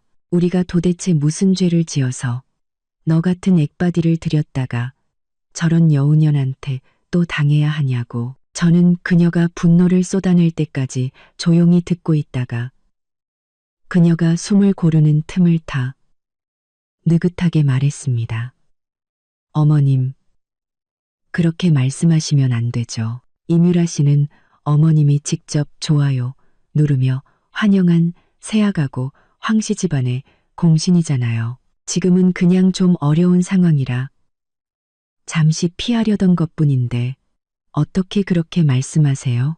아마 무슨 사정이 있었겠죠. 사정? 개뿔 같은 사정. 김미숙 여사는 욕설을 퍼부었습니다. 그 사진들, 다른 놈들이랑 희희낙낙하는 거, 그 계좌 이체 기록들, 걔는 사기꾼이고 도둑년이야. 태준이한테 다 말할 거야. 태준이가 그 쌍년의 실체를 똑똑히 보게 할 거야. 저는 가볍게 웃으며 말했습니다. 어머님 생각에 황태준 씨가 지금 이뮤라 씨의 실체 따위에 신경 쓸 여유가 있을까요? 아마 자기 코가 석자일 텐데요. 사채업자들이 벌써 찾아갔을걸요? 전화기 넘어가 순간 조용해졌습니다. 김미숙 여사의 거친 숨소리만 들려왔죠. 그녀는 아직 아들 쪽의 구체적인 상황은 모르는 듯 했습니다. 저는 계속해서 불에 기름을 부었습니다. 어머님, 제가 충고하는데요. 지금은 아드님 걱정이나 하세요. 그 사채 이자가 엄청나다던데 오늘 오후 3시까지 못 갚으면 그쪽에서 가만히 안 있을걸요? 이뮤라 씨와 뱃속의 아이는 어쨌든 어머님이 처음엔 마음에 들어 하셨잖아요. 그래도 생명인데 그냥 자비롭게 보내주세요. 눈앞에 있으면 더 속 터지잖아요. 안 그래요? 김미숙 여사는 제 말에 완전히 무너진 듯 전화기 너머로 억눌렀던 울음을 터뜨렸습니다. 그 울음 속에는 저와 이뮤라를 향한 저주와 불공평한 운명을 탓하는 원망이 뒤섞여 있었죠.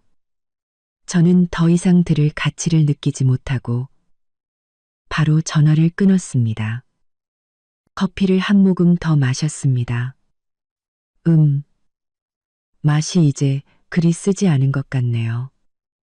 황씨 집안 내부의 신뢰라는 기반은 이제 완전히 무너졌습니다. 김미숙 여사는 이뮤라의 배신을 알았고 황태주는 빚더미에 앉아 자신을 돌볼 겨를이 없으며 이뮤라는 연금되어 하루하루 공포에 떨고 있겠죠. 그리고 병원의 황성철 회장은 자신이 기대했던 아들과 며느리가 이 꼴이라는 것을 알게 되면 다시 기절하지는 않을지 모르겠네요. 오후 2시 햇살이 거실 안으로 비스듬히 들어와 바닥에 긴 그림자를 만들었습니다. 저는 소파에 앉아 켜진 노트북 화면을 보고 있었습니다. 화면에는 황룡건설의 주가 그래프가 떠 있었죠. 오전 내내 출렁이다가 지금은 죽어가는 환자의 심전도처럼 하한가에 붙어 꼼짝도 하지 않았습니다. 거래량은 거의 무시해도 될 정도로 줄어들었죠. 이 주식은 이제 시장에서 완전히 버려진 겁니다. 특수 휴대폰은 손 닿는 곳에 조용히 놓여 있었습니다. 하지만 이 고요함은 오히려 폭풍의 눈처럼 사람을 불안하게 만들었죠. 저는 마지막 순간이 다가오고 있다는 것을 알았습니다. 2시 30분 휴대폰 화면이 갑자기 켜지며 진동했습니다. 심 실장님이었습니다. 저는 즉시 전화를 받았습니다. 아가씨, 그의 목소리가 평소보다 조금 빨랐습니다. 사채업자들이 움직이기 시작했습니다. 그들이 황룡건설의 재무팀과 핵심 자료실에 진입하여 자산을 실사하겠다고 나섰습니다. 황태준이 저지하려다 몸싸움이 벌어져 현장은 아수라장입니다. 저희 인원이 현장에서 상황을 통제하고 있지만 황태준의 감정이 매우 격앙되어 있습니다. 저희 청적, 자산 실사라. 그건 그냥 점잖은 표현일 뿐이죠. 실질적으로는 회사를 접수하고 약탈하기 시작했다는 뜻이었습니다. 월이자 30%의 사채는 7일은커녕 단 하루도 미룰 수 없는 법이니까요. 김미숙 여사 쪽은요? 제가 물었습니다. 소식을 듣고 헤리티지 힐스를 떠나 회사로 가려 했지만 저희 인원이 안전을 이유로 돌려보냈습니다. 지금 저택 안에서 안절부절 못하며 계속 전화를 걸고 있지만 황태준과는 연락이 닿지 않는 듯합니다. 연락이 닿지 않는 것이 당연하죠. 황태준은 지금쯤 사채업자들에게 둘러싸여 있거나 휴대폰 배터리가 나갔거나 아니면 빼앗겼을 테니까요. 그리속 탐크룸 배터리가 나갔거나 이뮤라는 여전히 감시 중이며 별다른 움직임은 없지만 방 안에서 초조하게 서성이고 있습니다. 전화를 끊고 저는 창가로 걸어갔습니다. 오후의 도시는 여전히 분주했지만 제 눈에는 모든 것이 슬로우 모션처럼 보였습니다. 저는 황룡건설 사옥의 혼란스러운 풍경을 상상했습니다. 한때 거만했던 직원들은 불안에 떨고 빚독촉을 하러 온 흉악한 무리들은 제멋대로 활보하며 한때 세상 무서운 줄 몰랐던 황태준은 지금쯤 남루한 몰골로 붉게 충혈된 눈으로 사람들에게 밀쳐지며 울부짖지만 아무것도 할 수 없는 상태겠죠. 성벽이 무너지면 모두가 밀고 북이 찢어지면 모두가 두드리는 법. 옛말은 정말 틀린 것이 하나도 없었습니다. 2시 50분. 특수 휴대폰에 다시 알림이 울렸습니다. 이번에는 메시지였습니다. 황태준. 사무실에서 강제로 끌려나감. 행선지 불명. 사채업자들. 사무공간 통제. 끌려갔다고요. 돈을 구하러 간 걸까요? 아니면 저는 감히 상상하고 싶지 않았고 또 생각할 필요도 없었습니다. 심 실장님의 사람들이 주시하며 최악의 상황은 막아주겠지만 그가 받아야 할 죗값, 즉 육체적 고통과 짓밟히는 자존심은 피할 수 없을 겁니다. 바로 그때 새 휴대폰이 울렸습니다. 또 다른 모르는 번호였습니다. 하지만 누구인지는 알 수 있었죠. 제가 전화를 받자 전화기 너머에서는 김미숙 여사의 완전히 무너진 울음소리가 들려왔습니다. 목소리가 너무 쉬어서 원래 목소리를 알아볼 수 없을 정도였죠. 강미월, 제발, 제발 태준이 좀 살려줘. 네가 한 짓인 거 알아. 전부 네가 한 짓이야. 네가 원하는 거 다 줄게. 돈, 집, 전부 다 줄 테니 제발 그 사람들한테 태준이 좀 놔달라고 해줘. 걔 죽을지도 몰라. 정말 그 사람들한테 맞아 죽을지도 모른다고. 저는 그녀의 앞뒤 없는 애원을 조용히 들었습니다. 미워라, 다 내 잘못이야. 내가 너한테 그러면 안 됐어. 태준이한테 너랑 이혼하라고 한 것도 내 잘못이야. 날 미워하면 나한테 복수해. 태준이 괴롭히지 마. 내가 너한테 무릎 꿇고 빌게. 제발. 나한테는 아들이 걔 하나뿐이야. 전화기 너머로 쿵쿵 하는 소리가 들렸습니다. 마치 정말로 머리를 찍고 있는 것 같았죠. 저는 천천히 입을 열었습니다. 목소리는 얼음처럼 차가웠습니다. 어머님, 이제 와서 그런 말씀을 하시는 건 너무 늦었다고 생각하지 않으세요? 당신이 새며느리를 환영하며 좋아요를 누를 때 저에게는 조금의 여지도 남겨주지 않으셨잖아요. 황태준 씨가 사체에 서명할 때 그 결과를 생각이나 해봤을까요? 길은 당신들 스스로 선택한 거예요. 무릎을 꿇어서라도 끝까지 가야죠. 김미숙 여사의 울음소리가 멎었습니다. 이내 더 절망적인 비명이 터져 나왔습니다. 안 돼. 이럴 순 없어. 강미월, 이 독한 년. 넌 천벌 받을 거야. 내가 귀신이 되어서라도 널 가만두지 않겠어. 우리 황씨 집안이 귀신이 되어서라도 널 끝까지 따라다닐 거야. 저는 이 무의미한 저주를 더 이상 들을 가치가 없다고 생각하고 바로 통화를 종료했습니다. 창밖의 햇살은 여전히 눈부셨습니다. 시간을 보니 오후 3시 5분. 사체 상환 기한은 이미 지났습니다. 황태준은 행방불명, 김미숙은 완전히 미쳐버렸고 이뮤라는 감옥에 갇혔으며 황성철은 병원에 누워 있습니다. 황씨 집안이라는 배는 이제 물이 새는 정도가 아니라 용골부터 산산조각 나며 바닷속으로 빠르게 가라앉고 있었습니다. 저는 특수 휴대폰을 들고 마지막 지시를 내렸습니다. 이제 황룡건설의 우량 자산과 남은 프로젝트들을 인수하기 시작하세요. 가격은 파산, 청산 최저가로 진행하고요. 알겠습니다. 복수의 쾌감은 생각했던 것만큼 뜨겁지 않았습니다. 오히려 얼음처럼 차가운 평온함이 느껴졌죠. 위스키에 타는 듯한 느낌이 채가시기도 전에 특수 휴대폰이 연달아 짧게 진동했습니다. 전화가 아니라 쉴 새 없이 밀려드는 메시지 알림이었죠.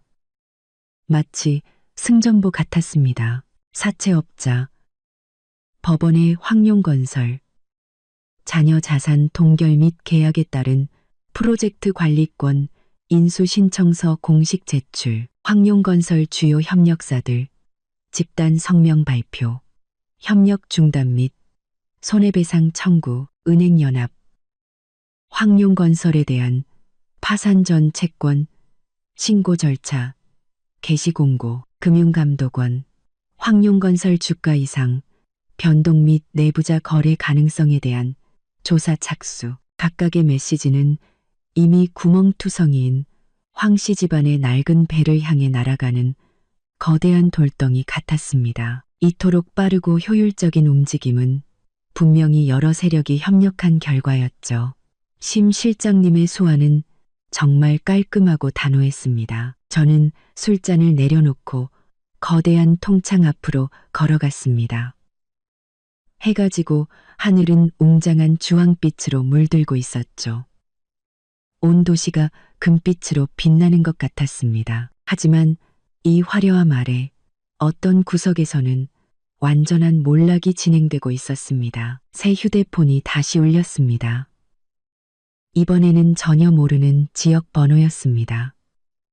하지만 전화기 너머 배경에서는 소란스러운 울음소리와 다툼 소리가 희미하게 들려왔죠. 제가 전화를 받았습니다. 여보세요. 혹시 강미월 씨 되세요? 젊은 여성이 울음과 극도의 공포가 섞인 목소리로 말했습니다. 저는 황태준 대표님 비서 박대리라고 합니다. 황태준의 비서라. 제 번호를 어떻게 알았을까요? 제가 물었습니다. 무슨 일이죠? 목소리에는 아무런 감정도 싣지 않았습니다. 강미월 씨, 제발 황 대표님 좀. 아니, 황태준 씨 좀 살려주세요. 박 대리는 거의 울부짖듯 매우 빠른 속도로 말했습니다. 그 사채업자들이, 그 사람들이 황 대표님을 어디론가 끌고 가서 지분 무상양도 각서에 서명하라고 강요하고 있어요. 대표님이 거절하니까 그 사람들이 대표님을 때려요. 제가 몰래 들었어요. 그 사람들이 대표님을 그녀의 말은 무언가 날카롭게 깨지는 소리와 남자의 고함 소리에 의해 끊겼습니다. 전화기 너머는 아수라장이 되었고 이내 전화는 갑자기 끊겼습니다. 저는 휴대폰을 든 채 몇 초간 침묵했습니다. 황태준의 상황은 제가 생각했던 것보다 더 심각했습니다. 사채업자들은 원래 칼날 위에서 먹고 사는 무법자들이었죠. 막다른 길에 몰리면 무슨 짓이든 할 수 있는 자들이었습니다. 하지만 심 실장님의 사람들이 근처에 있을 테니 황태준의 목숨은 안전할 겁니다. 다만 육체적 고통과 짓밟히는 자존심은 피할 수 없겠죠. 그가 치러야 할 대가였습니다. 저는 심 실장님에게 상황 확인 문자를 보내려던 참이었습니다. 특수 휴대폰이 먼저 울렸죠. 아가씨, 헤리티지 힐스 쪽에 상황이 발생했습니다. 김미숙 여사가 정신적으로 붕괴한 듯 식칼을 들고 이뮤라의 방으로 뛰어들었습니다. 식칼이라 저는 눈썹을 살짝 치켜 올렸습니다. 이건 좀 예상 밖이었네요. 김미숙 여사는 연이은 충격에 완전히 이성을 잃은 모양입니다. 현장 상황은 저희 인원이 즉시 제지하여 다친 사람은 없습니다. 그러나 김미숙 여사는 통제 불능 상태로 이뮤라가 액바디라며 황씨 집안을 위해 죽어줘야 한다고 소리치고 있습니다. 이뮤라는 극심한 충격을 받았고 김미숙 여사는 현재 일시적으로 제압되었으나 정신 상태가 매우 불안정하여 강제적인 의료 조치가 필요할 수 있습니다. 고부 관계가 철천지 원수가 되어 칼부림까지 할 지경에 이르렀군요. 100억짜리 저택은 이제 행복의 보금자리가 아니라 정신병원과 전쟁터가 되어버렸습니다. 현장 잘 처리하고 인명피해는 없도록 하세요. 필요하면 정신병원에 연락하는 것도 돕고요. 제가 지시했습니다. 알겠습니다. 통화를 마치자마자 새 휴대폰에 또 문자 메시지가 왔습니다. 김이모였습니다. 이번에는 가십거리를 전하는 투가 아니라 진정한 공포가 묻어 있었습니다. 미워라 망했어. 다 망했어. 황씨 집안 완전히 무너졌어. 회사는 봉쇄되고 자산은 동결되고 태준이는 어디로 끌려갔는지도 모른대. 걔 엄마는 식칼 들고 유라를 죽이려고 했다더라. 미쳤어. 다들 미쳤어. 도대체 이게 어떻게 된 일이니? 저는 답장하지 않고 바로 문자를 삭제했습니다. 김이모 같은 박쥐는 이제 이용 가치가 없었죠. 저는 소파에 다시 앉아 눈을 감았습니다. 머릿속에는 황씨 집안 사람들의 현재 모습이 스쳐 지나갔습니다. 황태주는 어두운 구석에서 구타당하고 있을 것이고 김미숙 여사는 식칼을 들고 히스테리를 부리고 있으며 임유라는 구석에 웅크려 공포에 떨고 있을 겁니다. 황성철은 병상에 누워 아마 모든 것을 전해 듣고 병보다 더 잔인한 고통을 겪고 있겠죠. 온 가족이 붕괴하고 미쳐버렸다. 제가 처음에 내뱉었던 그 말이 어쩌면 분노 섞인 과장이었을지 모르지만 지금은 한 글자도 틀리지 않고 현실이 되어가고 있었습니다. 이 복수는 정밀한 기계처럼 모든 톱니바퀴가 완벽하게 맞물려 황씨 집안 모든 사람을 파멸의 소용돌이 속으로 끌어들였습니다. 아무도 빠져나갈 수 없었죠. 상상했던 황홀경은 없었습니다. 대신 얼음처럼 차가운 완수감이 느껴졌죠. 마치 결말이 정해진 비극 영화를 다 본 듯한 기분이었습니다. 다만 이번에는 제가 감독이었을 뿐이죠. 창밖으로 밤이 서서히 내리고 도시의 불빛들이 하나둘 켜지며 모든 어둠과 추악함을 덮었습니다. 저는 특수 휴대폰을 들고 황씨 집안과 직접적으로 관련된 마지막 지시를 내렸습니다. 내일 오전 9시 익명의 구매자 신분으로 헤리티지 힐스 저택을 정식으로 인수하세요. 그리고 안에 있는 불필요한 사람들은 전부 내보내고요. 알겠습니다. 아가씨, 그들이 행복을 과시하고 부의 자유를 누리려던 그 저택은 내일이면 주인이 바뀔 겁니다. 다음 날 아침 햇살이 눈부시게 쏟아졌습니다. 저는 깔끔한 정장 바지를 입고 그 검은색 세단에 올라 헤리티지 힐스로 향했습니다. 오늘은 전리품을 인수하는 날이었죠. 차는 저택단지 정문을 지나 조용하고 호화로운 도로를 따라 올라갔습니다. 길가에는 푸른 나무가 우거져 있고 새소리가 들려왔습니다. 곧 저택 안에서 벌어질 혼란과는 너무나 대조적인 풍경이었죠. 차는 익숙한 그 저택 앞에 멈춰 섰습니다. 문 앞에는 이미 여러 대의 차가 서 있었습니다. 심 실장님이 보낸 사람들과 자산 인계 및 퇴거를 감독하기 위해 온 법원 집행관들이었죠. 제가 차에서 내리자 검은 정장을 입은 남자가 문을 열어주었습니다. 심 실장님이 보낸 책임자가 다가와 나지막이 보고했습니다. 아가씨, 내부는 모두 정리되었습니다.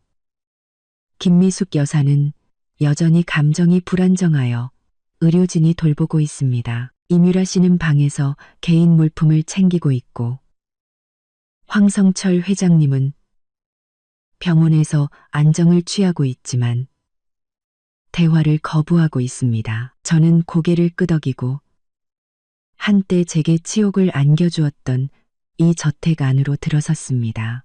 내부는 여전히 화려했지만 공기 중에는 억압되고 절망적인 기운이 감돌았습니다.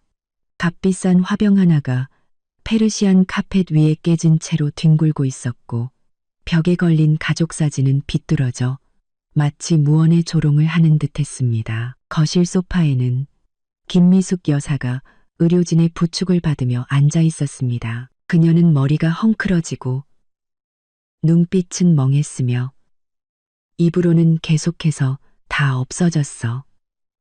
내 집, 내 손주 라고 중얼거리고 있었죠. 저를 보자 그녀의 흐릿한 눈동자가 움직이더니 이내 날카로운 울음소리가 터져 나왔습니다. 강미월, 이 도둑년, 내 집을 뺏고 내 손주를 내놔. 의료진이 황급히 그녀를 진정시켰습니다. 저는 아무런 표정 없이 그녀 앞을 지나쳐 계단 쪽으로 시선을 돌렸습니다. 이뮤라가 작은 캐리어 하나를 들고 힘없이 내려오고 있었죠. 그녀는 얼굴이 새하얗게 질리고 눈은 푹 꺼져 더 이상 예전의 행복을 과시하던 화려한 모습은 찾아볼 수 없었습니다. 저를 보자 그녀는 온몸을 떨며 무의식적으로 자신의 배를 감쌌습니다. 눈에는 공포와 원망이 가득했죠. 저는 그녀를 무시하고 책임자에게 말했습니다. 정리 시작하세요. 관계없는 사람들은 내보내고요. 책임자는 고개를 끄덕이고 부하들에게 일을 시작하라고 지시했습니다. 제복을 입은 여성 집행관 2명이 이뮤라에게 다가갔습니다. 이뮤라 씨, 짐 검사에 협조해 주십시오. 본인 소유가 아닌 물건이 있는지 확인해야 합니다. 이뮤라가 소리쳤습니다. 이건 다 내 물건이에요. 당신들이 무슨 자격으로 검사해요? 집행관은 무표정하게 말했습니다. 절차입니다. 협조해 주십시오. 이뮤라는 어쩔 수 없이 캐리어를 열었습니다. 안에는 몇 벌의 평범한 옷들, 역시나 보석 몇 점과 현금 다발이 숨겨져 있었죠. 집행관은 명백히 고가인 보석과 초과된 현금을 꺼내 목록에 기록했습니다. 이뮤라는 힘이 다 빠진 듯 바닥에 주저앉아 소리 없이 눈물만 흘렸습니다. 바로 그때 문 밖에서 급한 브레이크 소리와 함께 소란이 일었습니다. 한 남자가 비틀거리며 뛰어들어왔죠. 황태준이었습니다. 그의 모습은 처참했습니다. 양복은 구겨지고 입가에는 멍이 들어 있었으며 넥타이는 비뚤어져 있었습니다. 붉게 충혈된 눈은 마치 지옥에서 기어나온 것 같았죠. 그는 거실의 광경을 보고 바닥에 주저앉은 이뮤라와 정신 나간 어머니를 보고 마침내 제게 시선을 고정했습니다. 강미월. 그는 쉬어 터진 목소리로 상처 입은 야수처럼 제게 달려들었지만 심 실장님의 사람들에게 쉽게 제지당했습니다. 너야. 전부 너 때문이야. 네가 날 망쳤어. 우리 황씨 집안을 망쳤다고. 황태준은 미친 듯이 발버둥 쳤습니다. 저는 그를 마치 낯선 사람을 보듯 평온하게 바라봤습니다. 황태준, 당신이 이 지경까지 온 건 당신 스스로 선택한 결과야. 배신을 선택하고 탐욕을 선택하고 사체를 선택했지. 나는 그냥 그 과정을 조금 앞당겨줬을 뿐이야. 헛소리 집어치워. 황태준이 소리쳤습니다. 네가 수작 부리지 않았으면 태산그룹이 왜 계약을 파기하고 은행이 왜 빚독촉을 하겠어. 전부 너라는 독한 년 때문이야. 저는 그와 논쟁할 가치를 느끼지 못하고 책임자에게 말했습니다.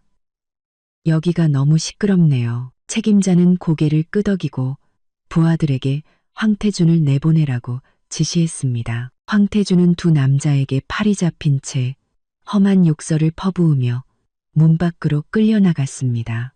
그의 목소리는 점점 멀어졌죠. 저는 바닥에 앉아있는 이뮤라에게 다가가 몸을 숙여 그녀의 겁에 질린 눈을 바라봤습니다. 그리고 우리 둘만 들릴 정도의 작은 목소리로 말했습니다. 이뮤라, 너 그거 아니? 내가 너한테 말 안 한 게 있는데 내 해외 계좌에 있던 그 돈, 인출 실패한 거 기술적인 문제가 아니었어. 내가 동결시킨 거야. 그리고 네가 연락하던 그 K, 앞으로 다시는 내 전화 안 받을 거야. 이뮤라의 눈이 순간 커졌습니다. 믿을 수 없다는 절망으로 가득했죠. 저는 몸을 일으켜 더 이상 그녀를 보지 않고 책임자에게 지시했습니다. 이 두 분 안전하게 모셔다 드려. 김미숙 여사님은 바로 정신병원으로 모셔서 치료받게 하고 이뮤라 씨는 임시 거처를 마련해줘. 뱃속에 아이도 있으니 제가 말을 멈췄지만 그 의미는 분명했죠. 의료진이 여전히 중얼거리는 김미숙 여사를 부축해 나갔고 집행관은 넋이 나간 이뮤라와 반쯤 비어버린 그녀의 캐리어를 데리고 나갔습니다. 거대한 거실은 마침내 조용해졌습니다. 저와 심 실장님의 사람들만 남았죠. 저는 사방을 둘러봤습니다. 한때 그들의 아름다운 꿈을 담고 있던 100억짜리 저택은 지금은 차가운 화려함과 어지러운 잔해만 남았습니다. 책임자가 공손하게 물었습니다. 아가씨, 이제 어떻게 할까요? 제가 담담하게 말했습니다. 황씨 집안의 물건은 전부 치워주세요. 하나도 남김없이. 그리고 완전히 소독하고 새로 인테리어하고요. 알겠습니다. 저는 그 집을 걸어 나왔습니다. 햇살이 몸 위로 따스하게 쏟아졌죠. 등 뒤의 저택은 제게 더 이상 아무런 의미도 없었습니다. 그저 한 시대의 종말을 알리는 상징일 뿐이었죠. 헤리티지 힐스 정문에 서자 햇살이 가림없이 쏟아졌습니다. 등 뒤의 저택에서는 가구를 옮기는 소리가 들려왔죠. 인부들이 제 명령에 따라 그 안에 모든 황씨 집안의 흔적을 완전히 지우고 있었습니다. 공기 중에는 소독약 냄새와 낡은 사치의 잔향이 섞여 조금 코를 찔렀지만 그것은 또한 새로운 시작을 의미했습니다. 검은색 세단이 소리 없이 제 앞에 멈춰 섰습니다. 차에 오르기 전 저는 마지막으로 그 집을 돌아봤습니다. 한때 황태준과 이뮤라가 행복을 과시하던 무대이자 김미숙 여사가 좋아요를 누르며 환영했던 새로운 시작점이었던 그곳. 이제는 제 복수의 길 위에서 함락된 성체일 뿐이었습니다. 그 이상도 이하도 아니었죠. 더 이상 제 감정을 움직이지 못했습니다. 차는 시내의 펜트하우스가 아닌 교회로 향했습니다.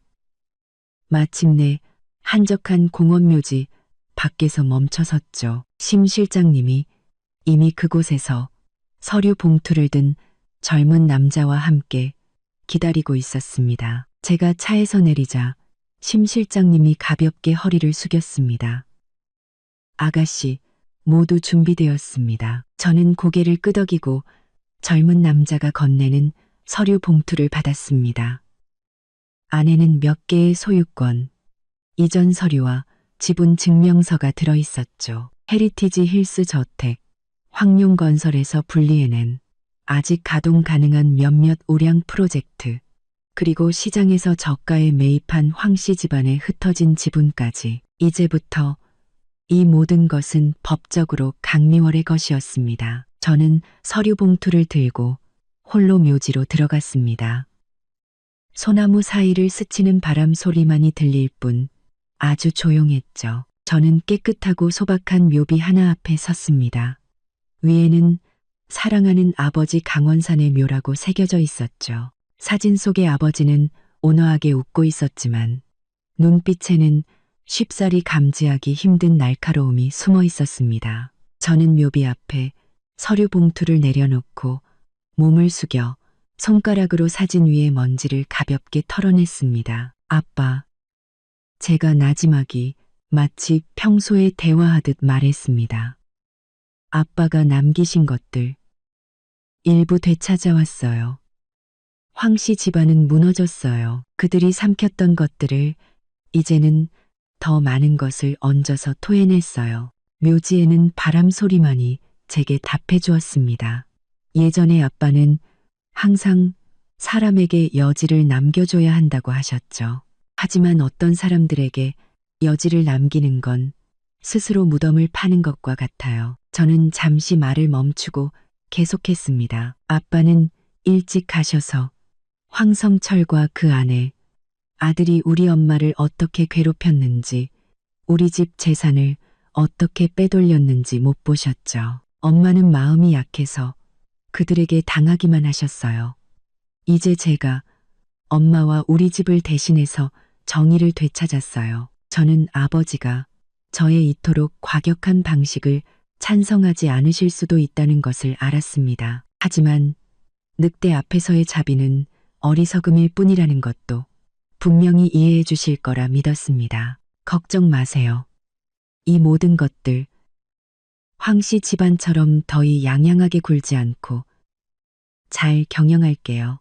저는 몸을 일으켜 마지막으로 사진 속의 아버지를 바라봤습니다. 저는 잘 살 거예요. 그들 모두를 합친 것보다 더 잘 살 거예요. 말을 마치고 저는 뒤돌아서 떠났습니다. 다시는 돌아보지 않았죠. 서류 봉투는 묘비 앞에 그대로 두었습니다. 마치 이 모든 피비린내 나는 전리품을 유일하게 증인이 될 자격이 있는 아버지께 바치는 하나의 의식을 마친 것처럼요. 묘지를 나오자 심 실장님이 여전히 차 옆에서 기다리고 있었습니다.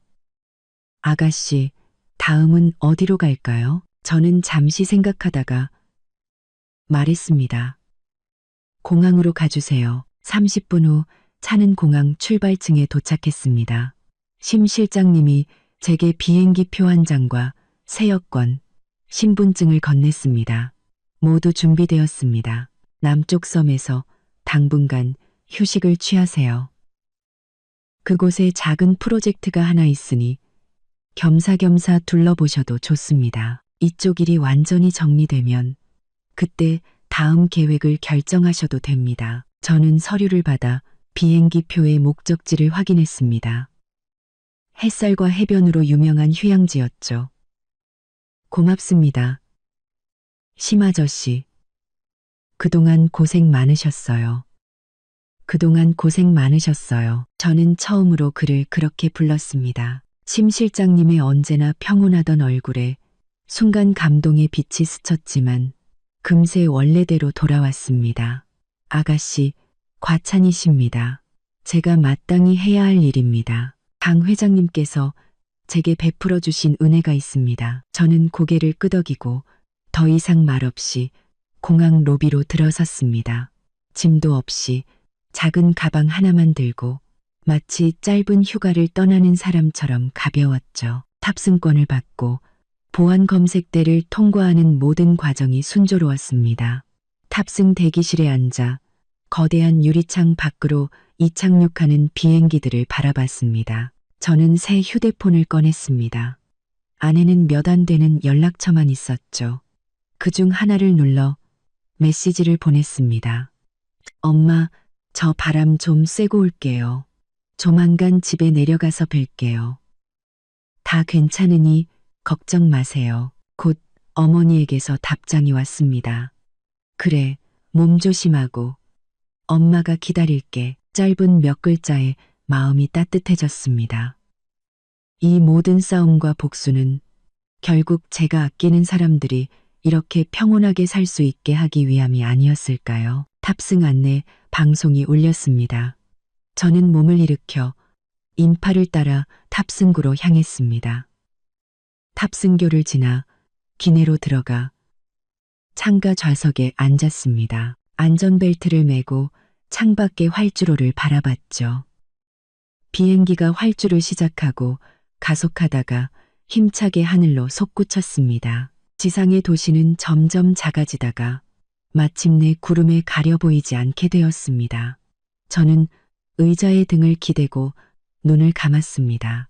황태준의 절망적인 포효, 김미숙 여사의 광적인 울음, 이뮤라의 공포에 질린 눈빛, 황성철 회장의 병상에서의 모습, 이 모든 장면들이 머릿속을 스쳐 지나가다가 창밖의 구름처럼 서서히 흩어졌습니다. 3년간 저를 올가매던 악몽에서 드디어 깨어났습니다. 제 가슴을 짓누르던 거대한 돌덩이가 완전히 부서졌습니다. 미래가 어떻게 될지는 저도 모릅니다. 서둘러 계획하고 싶지도 않습니다. 아마 인수받은 자산들을 관리할 수도 있고 마음에 드는 곳에 작은 가게를 열 수도 있겠죠. 아니면 그저 어머니와 함께 평온한 노후를 보낼 수도 있습니다. 하지만 저는 압니다. 이제부터 나 강미월의 인생은 오직 나 자신만이 정의할 것이라는 것을요. 더 이상 누군가의 아내도 며느리도 복수의 대상도 아닌 그냥 나 자신으로서 남은 인생은 길고 그 모든 순간은 자유로 가득할 겁니다. 비행기는 구름을 뚫고 푸르고 맑은 하늘을 향해 날아갔습니다. 오늘 이야기 통쾌하셨나요? 여러분의 생각은 어떠신지 댓글로 남겨주세요. 구독과 좋아요는 이야기꾼에게 큰 힘이 됩니다. 다음에도 더 흥미진진한 이야기로 찾아뵙겠습니다.